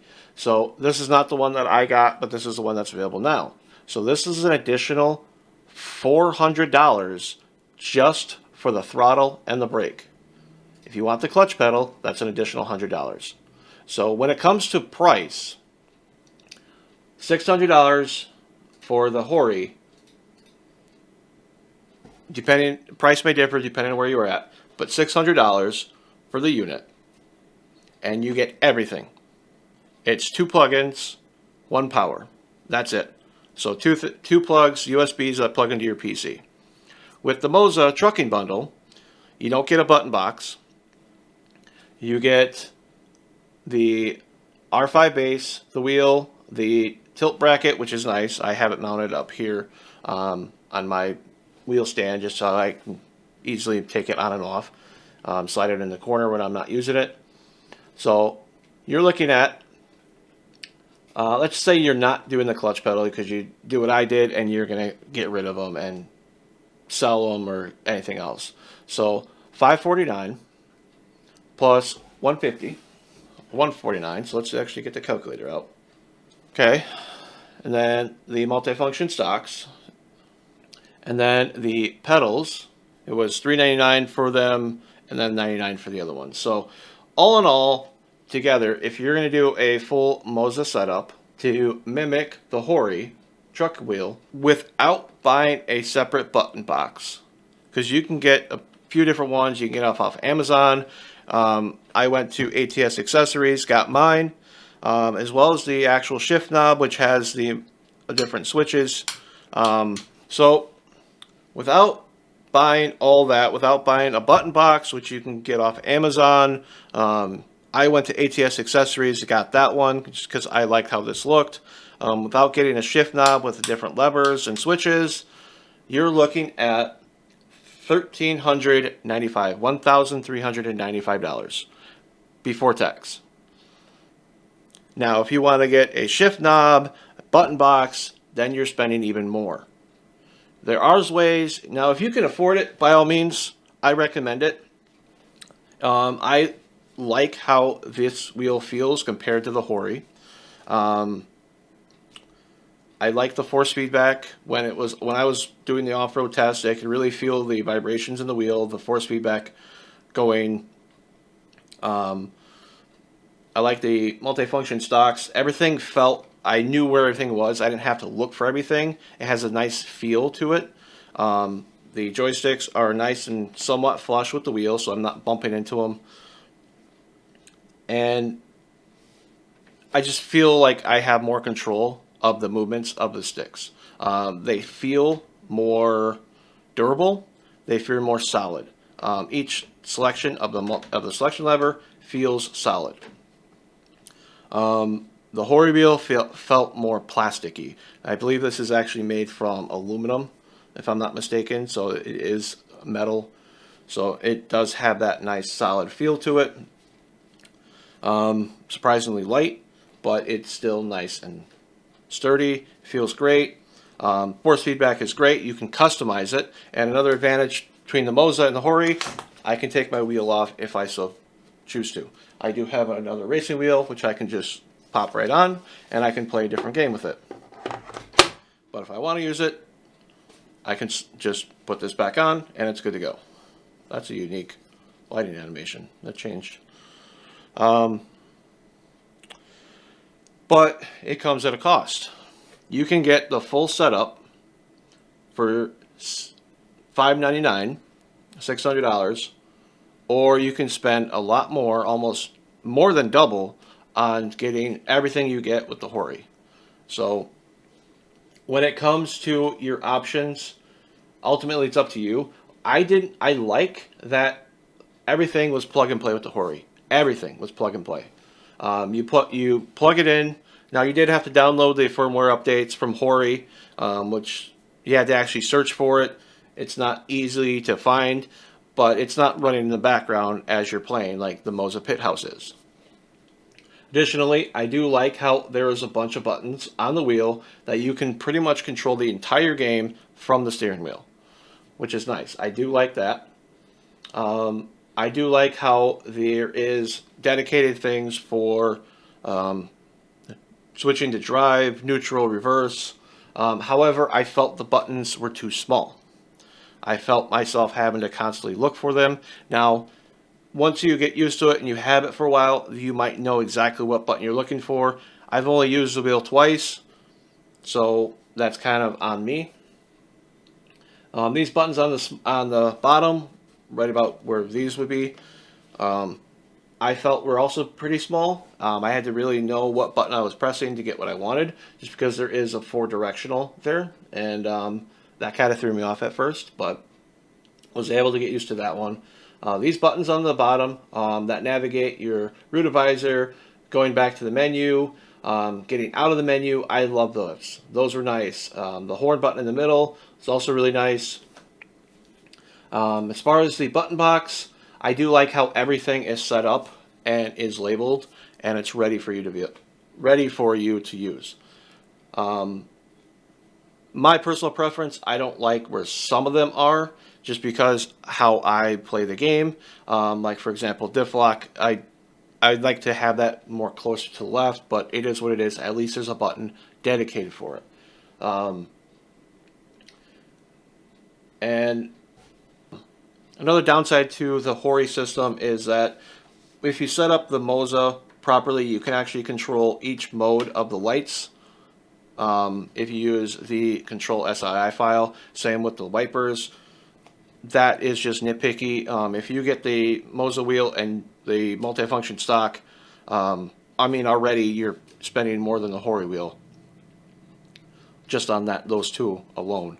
That's $648 that you're spending on those two compared to $599. So ultimately it comes down to price. and your personal preference. I'm not here to steer you one way or the other. I'm giving you my personal opinions, but cost does matter, so bear that in mind. And especially if you buy it all at once. $699 will get you the entire HORI Truck Control System, but you're limited to that big wheel, which would probably not be ideal during racing games.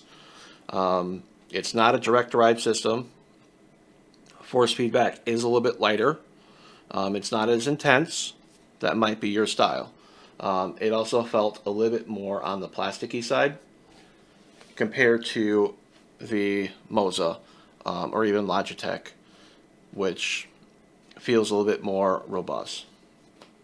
But like I said, your personal preference. My preference is I would stick with the Moza, especially after comparing the two back to back. I like how this feels. The biggest downside to everything is the cost. And another thing, as far as the shifting, finding the shift gate was a lot easier in the Moza compared to the HORI. The HORI, I felt like I was going past the gate. So if I would make a suggestion to HORI is maybe redefine where those shift gates are. So that way you're not sitting there trying to shift, or you're not accidentally shifting past them when you're trying to shift. But yeah, that is my full review of both systems. I hope this video helped you guys. I know it was requested.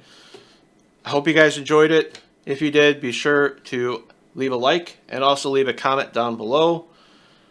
That being said, thank you so much for watching, and I hope you guys make a well and informed decision on which system you want to buy, or if you don't want to buy any of these, that's your choice as well. But I hope this video helped.